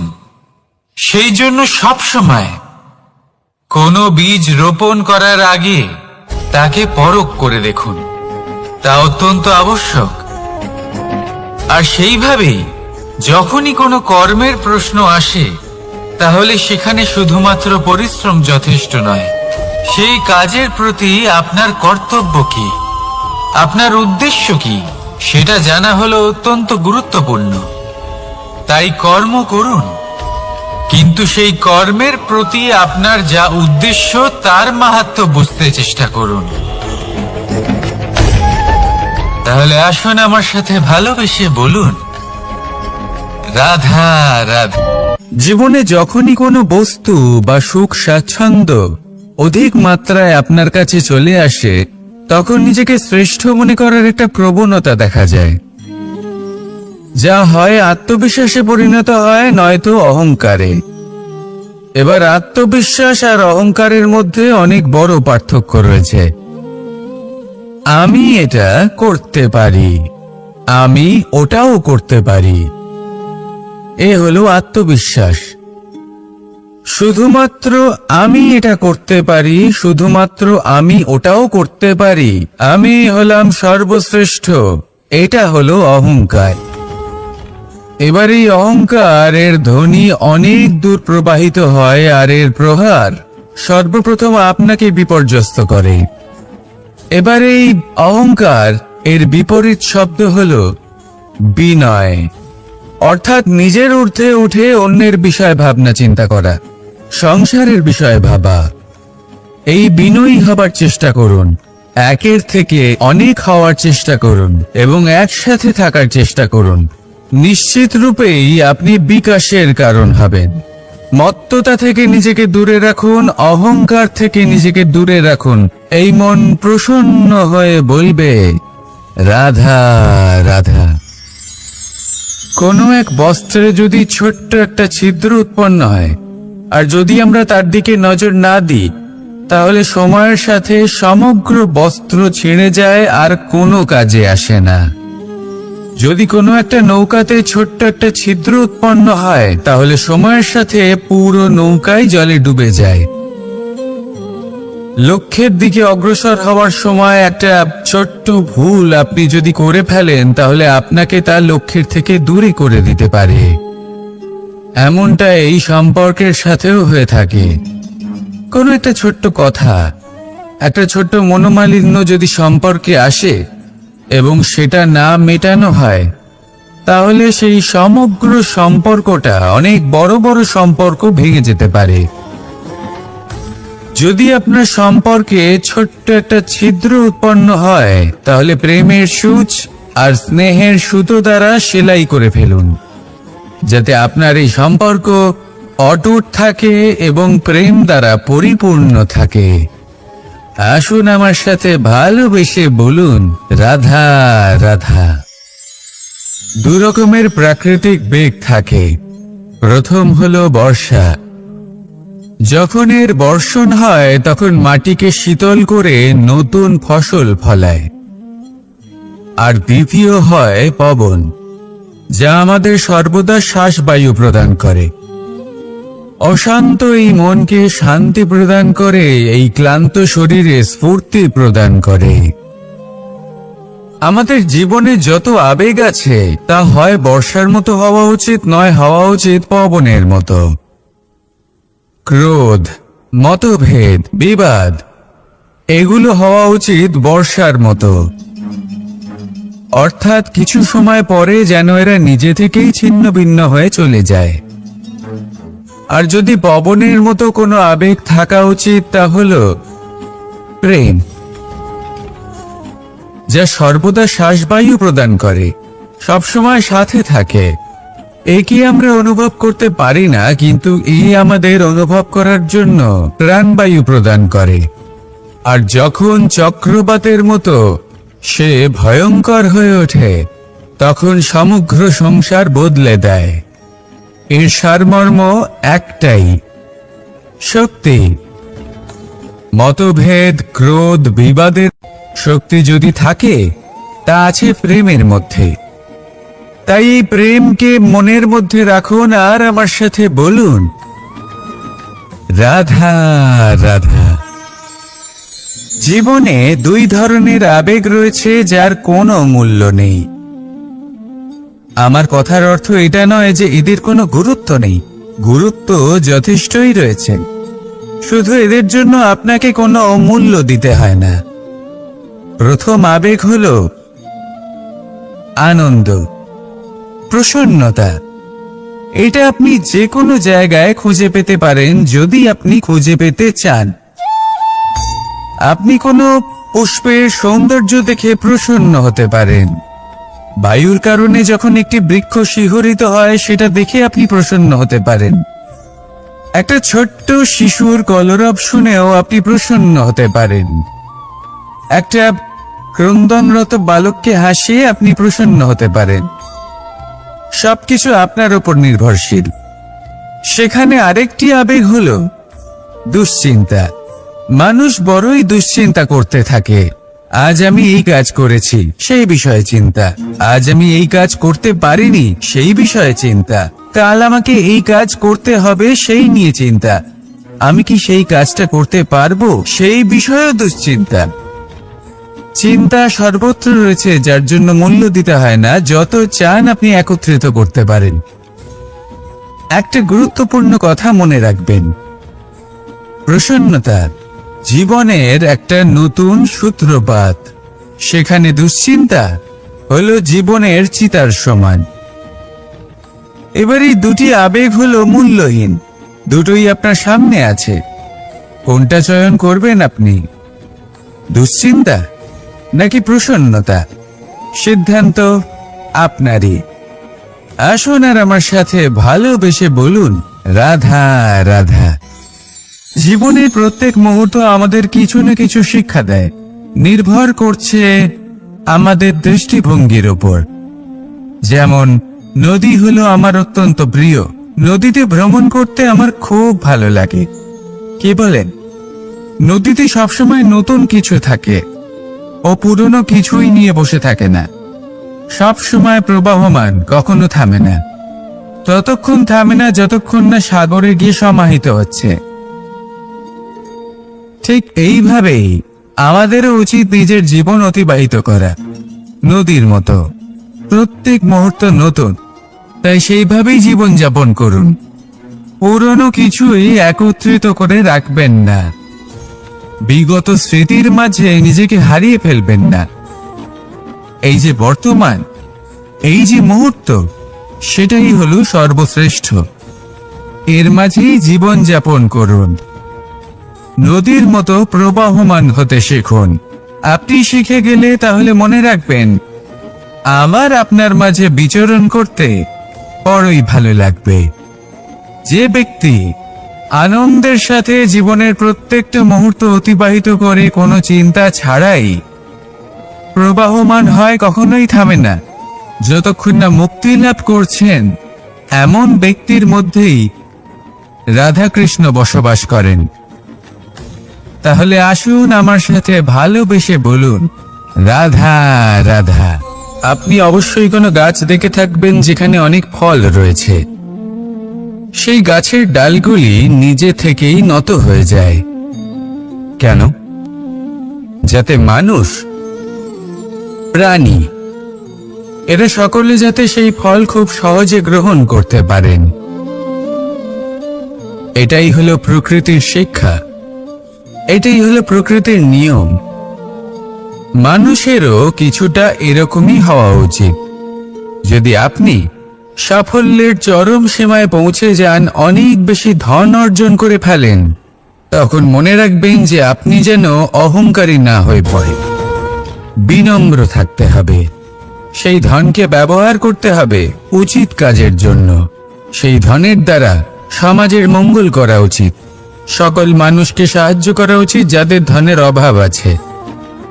যদি ধনী হওয়া সত্ত্বেও আপনি ধনের সদ্ব্যবহার এই সমাজের মঙ্গলের জন্য, তার ভালোর জন্য না করেন, যদি আপনি ধন দান না করেন, তাহলে এই ধন অহংকার রূপী বিষে পরিণত হয়ে আপনাকেই নাশ করবে। তাই ফলে ভরা গাছের মতো নত হয়ে থাকুন, বিনম্র হয়ে থাকুন, দান করুন, আর আমার সাথে ভালোবেসে বলুন, রাধা রাধা। জল, এ হলো জীবনের আধার, পঞ্চতত্ত্বের মধ্যে একটি, আর অত্যন্ত বিশেষ। এর থেকে অনেক বড় শিক্ষা পাওয়া যায়। এই জল গন্তব্যের বিষয়ে এর স্পষ্ট ধারণা আছে। ও জানে ওর লক্ষ্য কি, আর প্রয়াস করে ততদূর সে পৌঁছেও যায়। এটি পর্বত থেকে বয়ে নিচে নেমে আসে, নদীর সাথে সমাহিত হয়ে তার সাথে বয়ে চলে, চিরসবুজ বনানী গড়ে তোলে, প্রাণীদের তৃষ্ণা নিবারণ করে, সামনে এগিয়ে চলে, মানুষের সাথে মিলিত হয়। যারা একে বাঁধের মধ্যে বেঁধে রাখতে চেষ্টা করে সে বন্দি দশাতেও থেকে যায়, মানুষের কল্যাণ করে।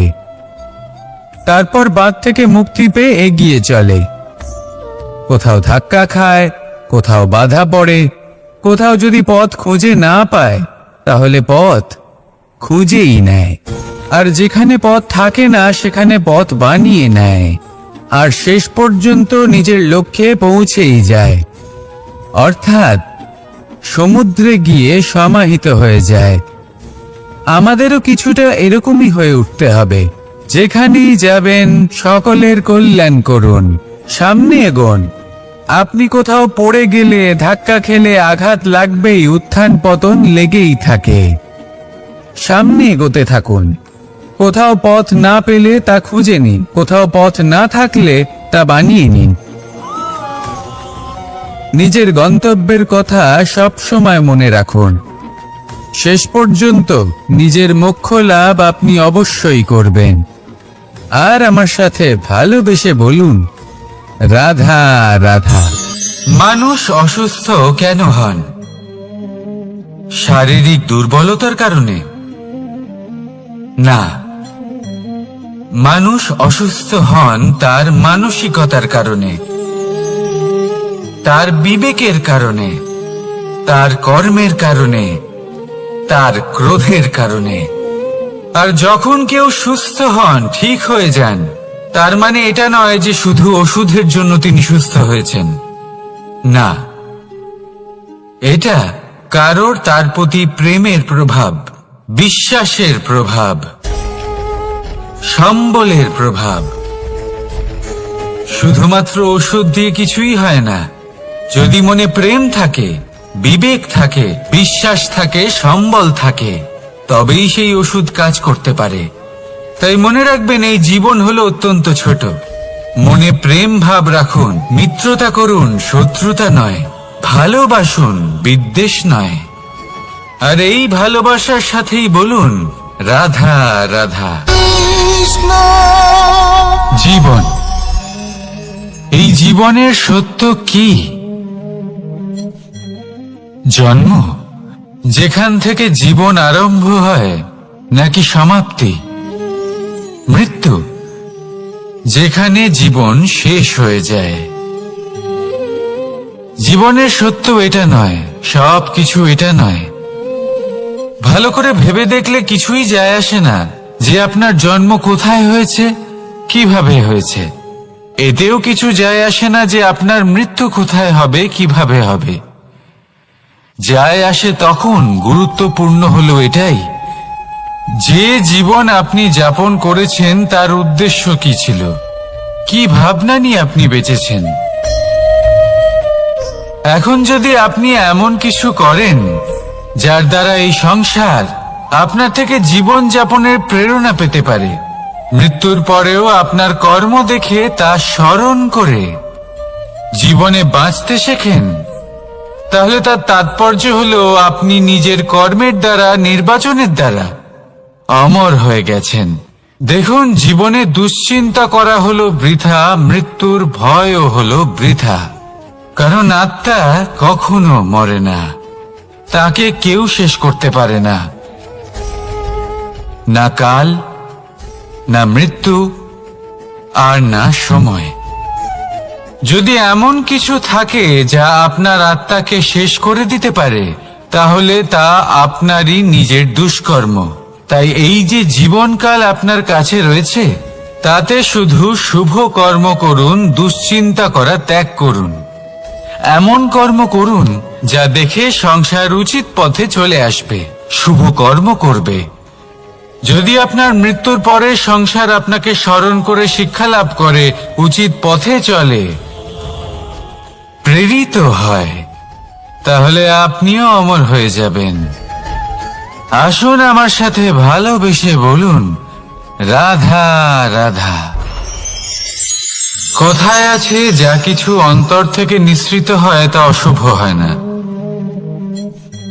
অশুভ হলো সেই বোধ, সেই ইচ্ছে যা অন্তর থেকে নিঃসৃত হলেও কখনোই বিবেকের দ্বারা পরখ করা হয় না। এমনই একটা অনুভূতি হলো ক্রোধ। এই ক্রোধ আপনার বিবেকই হরণ করে নেয়, আপনার করুণা হরণ করে নেয়। আপনি ভাবনা চিন্তা করার যোগ্যতাই হারিয়ে ফেলেন। এবার যদি আপনি সংসারকে নিয়ন্ত্রণ করতে চান, ভবিষ্যতের উপর নিয়ন্ত্রণ রাখতে চান, বর্তমানের উপর নিয়ন্ত্রণ রাখতে চান, তাহলে প্রথমে নিজের ক্রোধের উপর নিয়ন্ত্রণ করা শিখতে হবে। কারণ এই ক্রোধ আপনার বন্ধু নয়, এ আপনার শক্তি নয়, এ হলো আপনার দুর্বলতা। আর এটা শত্রুর শক্তি বাড়িয়ে তোলে, আর শেষ পর্যন্ত ক্ষতি আপনারই হয়। তাই এই ক্রোধকে নিজের নিয়ন্ত্রণে রাখুন। অশুভ মন্তব্য আপনা থেকেই অসফল হয়ে যাবে। আসুন আমার সাথে ভালোবেসে বলুন, রাধা রাধা।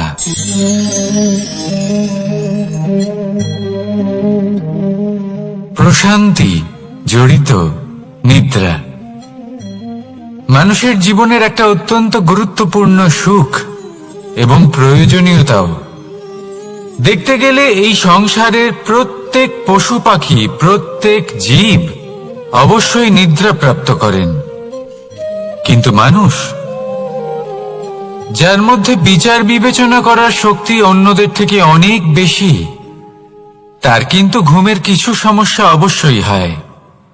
কি বলেন? তাই তো। এবার এর কারণ কি? চিন্তা। এবার চিন্তা আমাদের সবার জীবনে আছে। আমরা সকলে জানি যে চিন্তা কখনো আমাদের সাহায্য করে না, তাও আমাদের জীবনে আছে। কেন? চিন্তার মাধ্যমে কি কখনো কোনো সমস্যার সমাধান হয়েছে? অর্থের চিন্তা করলে কি অর্থ লাভ হয়? ভবিষ্যতের চিন্তা করলে কি ভবিষ্যৎ ঠিক হয়ে যায়? স্বাস্থ্যের চিন্তা করলে কি স্বাস্থ্য নিজে থেকেই ঠিক হয়? হয় না। তাহলে এই সব কিছু থেকে আমাদের একটা ছোট্ট শিক্ষা অবশ্যই লাভ করা উচিত। আপনিও আপনার কাঁধ থেকে চিন্তার এই বোঝা নামিয়ে ফেলুন। আর ইচ্ছে, এই সব ইচ্ছে একত্রিত হয়ে আমাদের মনে চিন্তা উৎপন্ন করে। তাই এই চিন্তাগুলিকে ত্যাগ করুন। প্রকৃতির প্রেমের উপর বিশ্বাস রাখুন। মনে রাখবেন, যিনি চিন্তা মুক্ত হবেন তিনি চিতা মুক্ত হবেন। সুখের নিদ্রা প্রাপ্ত করুন, আর নিদ্রায় যাবার আগে আমার সাথে ভালোবেসে বলুন, রাধা রাধা। মহাদেব, সেই দেবতা যিনি মহান, যাকে দেবতাদের দেবতা বলা হয়, যিনি হলেন আমার আরাধ্য। কখনো আপনার মনে এই প্রশ্ন এসেছে যে শিবকেই কেন মহাদেব বলা হয়, অন্য কোনো দেবতাকে কেন বলা হয় না? সেই কারণ মহাদেবের মধ্যে, ওনার মধ্যে এমন এক বিশেষ গুণ রয়েছে যা অন্য কারণ নেই। তা হলো নিঃস্বার্থ হয়ে মানুষের সেবা করা। যদি প্রয়োজন পড়ে, যদি সৃষ্টির পথে বিনাশের কালো মেঘ ছেয়ে থাকে, তখন নিজের প্রাণের চিন্তা না করে হলাহল পান করার জন্য প্রস্তুত থাকেন মহাদেব। আর এই অদ্বিতীয় ত্যাগের জন্যই শিবকে মহাদেব বলে ডাকা হয়। এবার যদি কোনো মানুষও নিঃস্বার্থ ভাবনার দ্বারা নিজেকে অর্পণ করে দেয় এই জগতের কল্যাণের জন্য, মানুষের সেবার জন্য, তাহলে তিনিও মহাপুরুষ, মহামানব হতে পারেন। যদি কেউ অভুক্ত থাকেন, তাহলে নিজের থালা থেকে অর্ধেক খাবার তাকে দিয়ে দিন। যদি কেউ অসুস্থ হন, তাহলে তাকে সেবা করার, চিকিৎসা করার চেষ্টা করুন। এই জীবন শুধু নিজের জন্য নয়, অন্যদের প্রতি, সমস্ত সংসারের প্রতি উৎসর্গ করুন। যদি এইসব মানুষ শিখে যান, তাহলে তিনি মহাদেবের পথে অগ্রসর হতে পারেন। যদি মানুষ নিঃস্বার্থ ভাবনার দ্বারা এই সংসারের সেবা করতে শিখে যান, তাহলে তিনি নিশ্চিত রূপে মহামানব অবশ্যই হতে পারবেন। আসুন আমার সাথে ভালোবেসে বলুন, রাধা রাধা। স্বর্ণ, হীরে, মুক্ত, মানিক, এই সব কিছুকে আগে পাথর বলা হতো। তাহলে এমন কি হলো যে এদের রত্ন বলা হয়? আর রত্ন তা বাস্তবে আসলে কি? এটা হলো সেই পাথর যাকে আগে আগুনের তাপ সহ্য করতে হয়েছে, পরখ করা হয়েছে, যাচাই করা হয়েছে, এদের কাটার চেষ্টা করা হয়েছে, কিন্তু তারা কখনোই নষ্ট হয়নি, বরং তারা আরো উদ্ভাসিত হয়েছে, আরো উজ্জ্বল হয়েছে, এই সংসারে আরো প্রকাশ ছড়িয়ে দিয়েছে। সেই জন্য এরা হলো এত অমূল্য, সেই জন্য এরা হলো বহুমূল্য, সেই জন্য এদের রত্ন বলা হয়। এবার মানুষের কাছেও এই নির্বাচনের অধিকার রয়েছে যে আমরা শুধু পাথর হয়ে থাকব নাকি রত্ন হয়ে থাকব। কিভাবে? আমাদের জীবনেও অনেক সমস্যা রয়েছে, বাধা আছে, বিপত্তি আছে। আমরা সেই বাধার তাপে উত্তপ্ত হই, এই সমস্যা আমাদের কাটার চেষ্টা করে।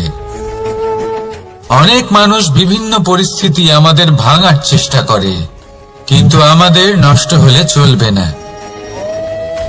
যেভাবে এই রত্ন সমস্যার সম্মুখীন হয়ে পাথর থেকে রত্ন হয়েছে, সেইভাবেই আমাদেরও আমাদের সমস্যার সম্মুখীন হয়ে রত্ন হয়ে উঠতে হবে। এই সংসারে প্রকাশের স্রোত হয়ে উঠতে হবে। তাহলে এটাই করুন আর আমার সাথে ভালোবেসে বলুন, রাধা রাধা।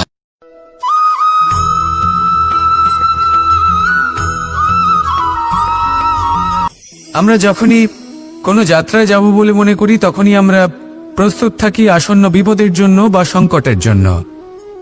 যেমন যদি আমাদের মনে হয় যে আজকের পরিবেশ খুব ঠান্ডা হবে, তাহলে আমরা গরম বস্ত্র ধারণ করি বা সেটাকে সাথে নিয়ে যাই। যদি মনে হয় যে বৃষ্টি হতে পারে বা বৃষ্টি হয়ে চলেছে, আমরা দেখছি, তাহলে আমরা একটা ছাতা সাথে নিয়ে নিই। আমরা প্রস্তুত থাকতে চাই এবং এটাই উচিত, এবং সেই কারণেই আমরা যাত্রায় সাফল্য লাভ করি। কিন্তু যদি আমরা কথা বলি জীবনযাত্রা নিয়ে, যা কিনা সব থেকে বেশি গুরুত্বপূর্ণ, তাহলে তার জন্য আমরা পূর্ণরূপে প্রস্তুত থাকি না। আশেপাশের মানুষ, এই সমাজ, আমাদের সাথী, আমাদের মিত্ররা যে কোনো মুহূর্তে বদলে যেতে পারেন। সেই জন্য আমরা নিজেদেরকে কখনো সাবধান করি না, কখনোই নিজেদের প্রস্তুত করি না। আমাদের এটা কখনোই মনে হয় না যে এরকম হতে পারে, আর সেই কারণেই শেষে গিয়ে আমরা অত্যন্ত দুঃখ পাই। একটা অমূল্য শিক্ষা আছে যেটা আমাদের লাভ করা উচিত, সতর্ক থাকা উচিত। এই জীবনযাত্রার জন্য শুধুমাত্র এই পরিবেশের বিষয়ে তথ্য সংগ্রহ করা বা তাকে অনুমান করা, এটুকু হলেই চলবে না। আমাদের আশেপাশের মানুষজনকে দেখতে হবে, তাদের স্বভাব পরিস্থিতির ওপর নজর রাখতে হবে। যখন তারা রং পাল্টাচ্ছেন, নজর রাখতে হবে, তা অত্যন্ত আবশ্যক। পরিবর্তন আপনার জীবনে অবশ্যম্ভাবী, সঠিকভাবে তার সম্মুখীন হন। আসুন আমার সাথে ভালোবেসে বলুন, রাধা রাধা।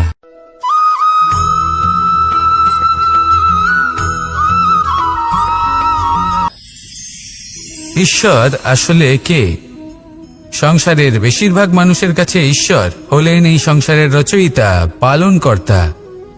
কারোর কাছে উনি জ্ঞাতা, কারোর কাছে উনি হলেন আস্থার প্রতীক, আবার কারোর জন্য শুধুমাত্র অন্ধবিশ্বাস।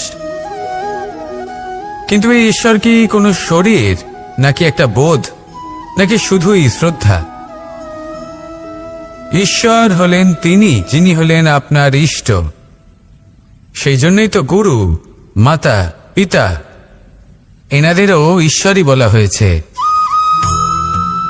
যাদেরকে আমরা ঈশ্বর বলে মনে করি, যারা আমাদের ইষ্ট, তারা আমাদের একটি পথ দেখান, একটি দিকে চালিত করেন। সেই পথে চলে আপনি শুভ কর্ম করতে পারেন।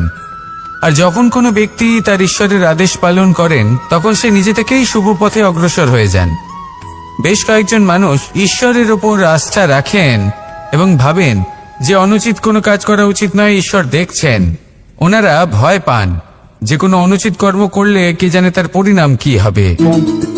এমন অনেক ব্যক্তি রয়েছেন যারা ঈশ্বরকে বিশ্বাস করেন এবং জানেন যে ঈশ্বর তাদেরকে দেখছেন, তাই যে যে শুভকর্ম ওনারা করেছেন তার ফল তারা অবশ্যই পাবেন। এবার আপনি ভয় পেয়ে ঈশ্বরকে বিশ্বাস করবেন নাকি বিশ্বাসের দ্বারা ঈশ্বরকে বিশ্বাস করবেন, সেই সিদ্ধান্ত আপনারই। কিন্তু হ্যাঁ, যদি আপনার মনে ঈশ্বরের জন্য কোনো স্থান থাকে, যদি আপনার কোনো ইষ্ট থাকেন, যদি আপনি কাউকে ঈশ্বর মনে করেন যার প্রত্যেক আদেশ আপনি পালন করে থাকেন, তাহলে বলি ঈশ্বর কখনো আপনাকে অনুচিত পথে চালিত করবেন না। আসুন আমার সাথে ভালোবেসে বলুন, রাধা রাধা।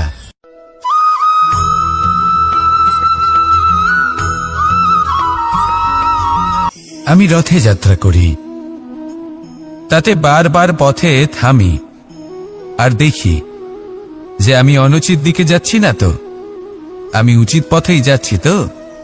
কারণটা কি? কারণ হলো যাতে আমি পথভ্রষ্ট না হয়ে যাই। জীবনযাত্রাতেও এটাই প্রয়োজন। জীবনযাত্রায় ভোগবিলাসের পথে হারিয়ে যাওয়া খুব সহজ। বারবার থেমে আপনাকে দেখতে হবে, নিজেকে কিছু প্রশ্ন করতে হবে। আমি কি আজ সেই কর্মই করছি যেটা আমি করতে চেয়েছিলাম? আমি কি আজ সেই জীবন যাপন করছি যেমন আমি যাপন করতে চেয়েছিলাম? যদি এই প্রশ্নগুলোর উত্তর হ্যাঁ হয়, তাহলে এগোতে থাকুন, নয়তো থেমে যান এবং বিচরণ করুন। মনে রাখবেন, এই সংসার অত্যন্ত জটিল আর এতে হারিয়ে যাওয়া অত্যন্ত সরল। সেই জন্য নিজে থেকে বারবার থামা এবং জীবন চিন্তন করা অত্যন্ত আবশ্যক। তাহলে সেটাই করুন আর আমার সাথে ভালোবেসে বলুন, রাধা রাধা।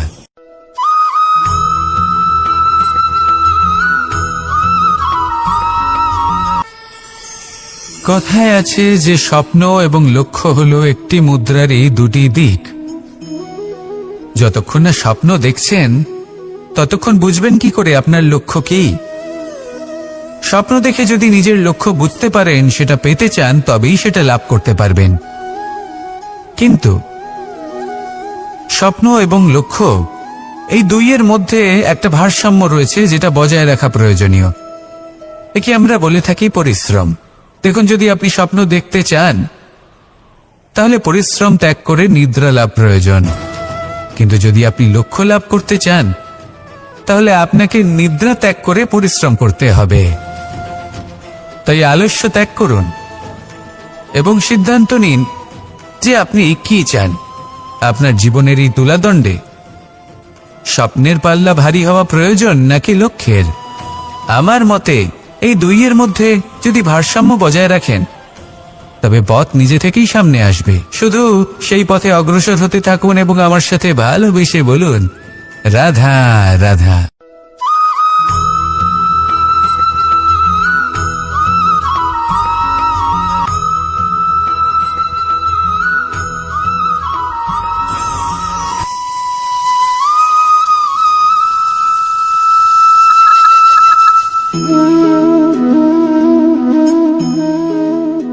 মোহনের বাঁশির এই সুর, এই সঙ্গীত কার না পছন্দ হয়?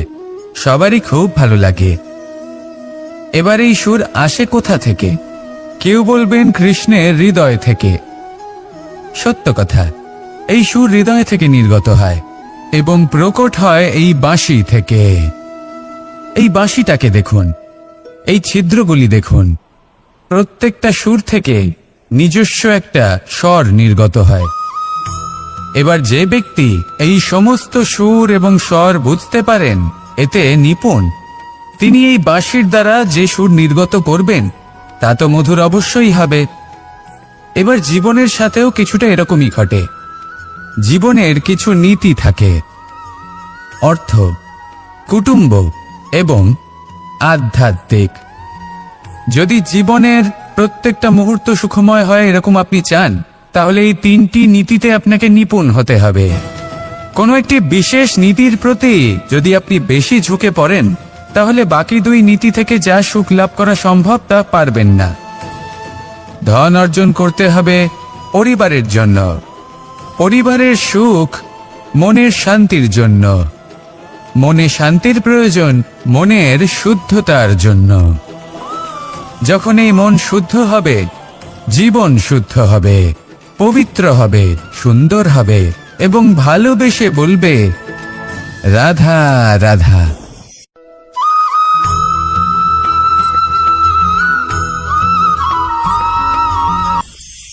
আপনারা সবাই একটা গাছের পাতাকে দেখুন। যতক্ষণ পর্যন্ত ও গাছের সাথে মানে গাছের ডালের সাথে জুড়ে থাকে সে সবুজ থাকে, বাতাসের সাথে সে নড়তে থাকে। যতক্ষণ পর্যন্ত ও সূর্য থেকে পাওয়া রশ্মির শক্তি গাছে পৌঁছে দেয় ততক্ষণ ও ডালের সাথে যুক্ত থাকে।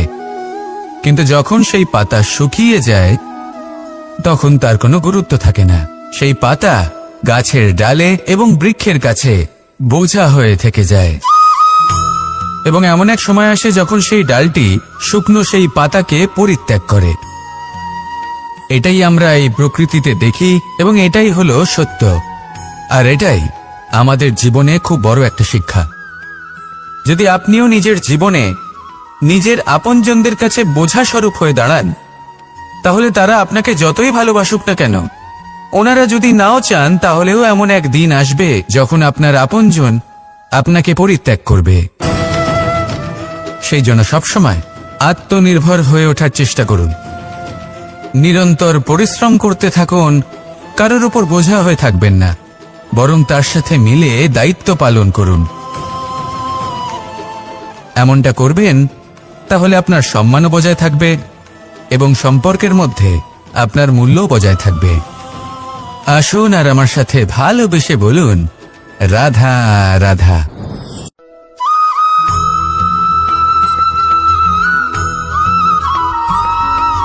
এই শুকনো পাতাটিকে দেখুন, নিষ্প্রাণ হয়ে পড়েছে।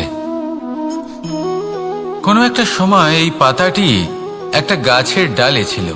সেই গাছ ওর লালন পালন করত। যখন যখন বাতাস বইত, এই পাতায় কম্পন দেখা দিত, মনকে প্রফুল্ল করে তুলত। কোনো একদিন এই পাতা গাছের ডাল থেকে ঝরে পড়ে গেল। নিঃসন্দেহে ও নিজের স্বাধীনতা পেল, কিন্তু আস্তে আস্তে শুকিয়ে গেল, নিষ্প্রাণ হয়ে গেল। দেখুন, আমি এই কথা বলছি না যে স্বাধীনতা অনুচিত, কখনোই না। কিন্তু যে কোনো পরিস্থিতিতে স্বাধীন হতে চাওয়া এটা নিশ্চিতরূপে অনুচিত। আমরা যদি আমাদের জীবনে পরিবারের গুরুত্ব ভেবে দেখি, তাহলে এই পরিবারে যতই মতভেদ থাকুক না কেন, যতই মনোমালিন্য থাকুক না কেন, যতই বিবাদ থাকুক না কেন, এই সব মিটিয়ে নেওয়া অত্যন্ত প্রয়োজনীয়। সেই সবকিছু সমাপ্ত করা অত্যন্ত প্রয়োজনীয়। কখনো এই পরিবারকে ভাঙতে দেবেন না, কখনো এই পরিবার থেকে দূরে চলে যাবেন না।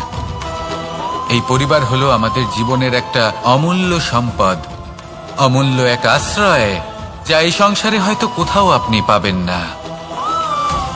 তাই একে আগলে রাখুন। ভেবে নিন আপনি পাতা আর আপনার পরিবার সেই গাছ। আসুন আমার সাথে ভালোবেসে বলুন, রাধা রাধা।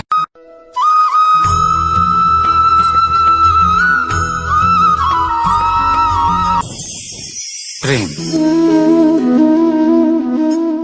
আড়াই অক্ষর, মাত্র আড়াই অক্ষরের এই শব্দ প্রেম, এর মধ্যে ত্রিলোকের এবং সমগ্র ব্রহ্মাণ্ডের বীজ নিহিত আছে। এমন কি আছে যা এই প্রেম করতে পারে না?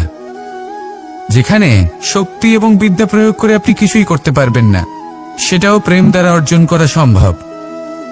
প্রেম চাইলে পাথরেও ফুল ফোটাতে পারে। প্রেম চাইলে ন্যাড়া পাহাড়ের বুক চিরে নদীপথ তৈরি করতে পারে। চাইলে নিরক্ষর ব্যক্তিকে সংসারের শ্রেষ্ঠ জ্ঞানী করে তুলতে পারে। শুধুমাত্র এই প্রেমের জন্য সবার দুষ্টু কানাই ঘনশ্যাম হয়ে উঠেছিল।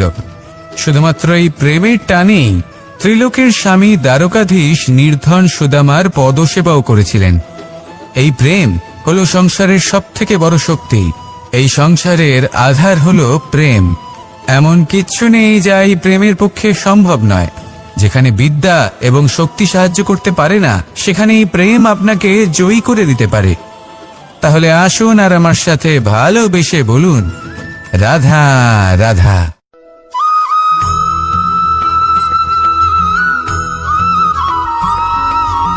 দীপাবলি আমাদের সবথেকে বড় উৎসব। শ্রীরাম রাবণকে পরাস্ত করে 14 বছরের বনবাস কাটিয়ে আবার অযোধ্যায় ফিরে এলেন অমাবস্যার রাত্রে। অযোধ্যায় সবাই খুব প্রসন্ন ছিলেন, খুবই উৎসাহিত ছিলেন। অযোধ্যায় সহস্র প্রদীপ প্রজ্বলিত করা হয়েছিল এই উৎসবে। একে আমরা দীপাবলি বলে থাকি। এবার এই বিষয়ে আমরা সকলে জানি। আপনি কি এটা জানেন যে শ্রীরাম বাস্তবে অমাবস্যার এক রাত আগেই অযোধ্যায় পৌঁছে গেছিলেন? সবার সামনে অমাবস্যার রাতে এসেছিলেন। এর কারণ কি? শ্রীরাম প্রমাণ করতে চেয়েছিলেন যে যে কোনো সময়, দিন হোক বা রাত, শুভ বা অশুভ হয় না। শুভ অশুভ কিছু থাকলে তা হলো মানুষের চিন্তা, তার ভাবনা, তার নির্বাচন আর তার কর্ম। নিজেই দেখিনি।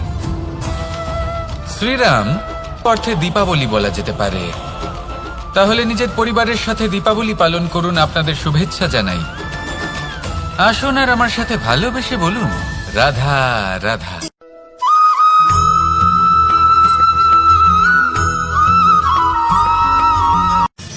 মানুষের এই জীবন, মানুষ জন্ম নেয়, একটা নির্দিষ্ট সময়ের পরে এই সংসার ত্যাগ করে চলেও যায়। এবার শুধু এটাই আবশ্যক নয় যে এই জীবনকালকে আপনি যাপন করবেন, শুধু এটাই গুরুত্বপূর্ণ নয়। আবশ্যক এবং গুরুত্বপূর্ণ হলো এটা যে এই জীবনকালে আপনি এমন কিছু করেন যাতে এই সংসারের মঙ্গল হয়, যাতে এই সংসার আপনাকে মনে রাখে, আপনার থেকে প্রেরিত হয়, আপনার মতো হতে চায়। প্রত্যেক বছর আপনার জন্মতিথির অপেক্ষা করে, এমনভাবে আপনার জন্মদিন পালন করে যাতে সেটা মহোৎসবের আকার ধারণ করে। এবার এই জন্মদিন এমনি এমনি মহোৎসবে পরিণত হয় না। তখন হয় না যখন কোনো ব্যক্তি রাজার রূপে বা কোনো গোয়ালার রূপে জন্মগ্রহণ করে। তখন পরিণত হয় যখন একজন মানুষ জন্মগ্রহণের পরে এই সংসারকে কোনো শিক্ষা দিয়ে যান। কিভাবে একজন মানুষ গোয়ালা থেকে রাজা হতে পারে, কিভাবে একজন মানুষ অসত্য থেকে সত্যের পথে চলতে শুরু করেন, অধর্ম থেকে ধর্মের পথে চালিত হতে পারেন, কিভাবে অন্ধকার থেকে প্রকাশের দিকে যেতে পারেন, কিভাবে নিজের আত্মাকে পরমাত্মার সাথে মিলিত করতে পারেন। তা সে রামনবমী হোক বা জন্মাষ্টমী হোক, তাদের জীবনের সাথে জড়িত প্রত্যেক মুহূর্ত একটা পরবের আকার ধারণ করে। তাহলে আপনিও এইভাবে নিজের জীবন যাপন করতে থাকুন। এই সংসারে শুধু ভালোবাসা বিতরণ করুন, কিছুটা এমন ভাবে বিতরণ করুন যাতে আপনি এই সংসার থেকে চলে যাওয়ার পরেও এই সংসারে আপনি শুধুই ভালোবাসা বিতরণ করতে পারেন। যদি আপনি এরকম করেন, সংসারকে প্রেরণা দেন, তাহলে আপনার জীবনও রাধা কৃষ্ণের প্রেমের মতোই অলৌকিক এবং দৈব হয়ে উঠবে। আসুন আর আমার সাথে ভালোবেসে বলুন, রাধা রাধা।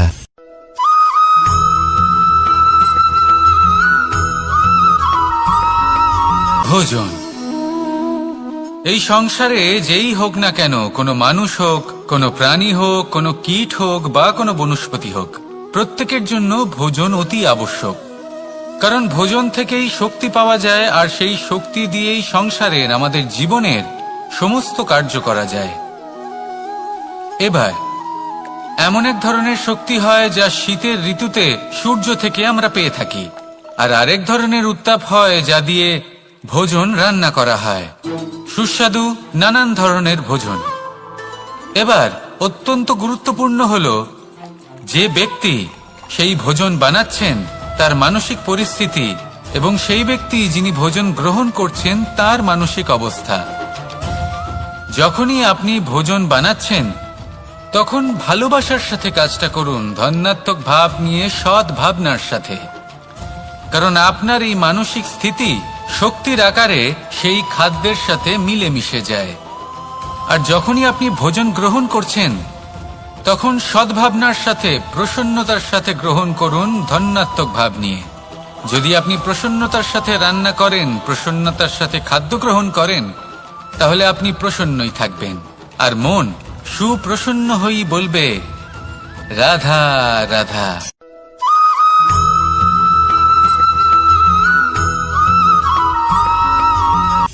কথায় আছে সংসারে নাকি সকল রোগের ওষুধ আছে। যদি আপনি নিজের শরীরকে ভালোবাসেন তাহলে ব্যায়াম করুন। যদি নিজের নিঃশ্বাস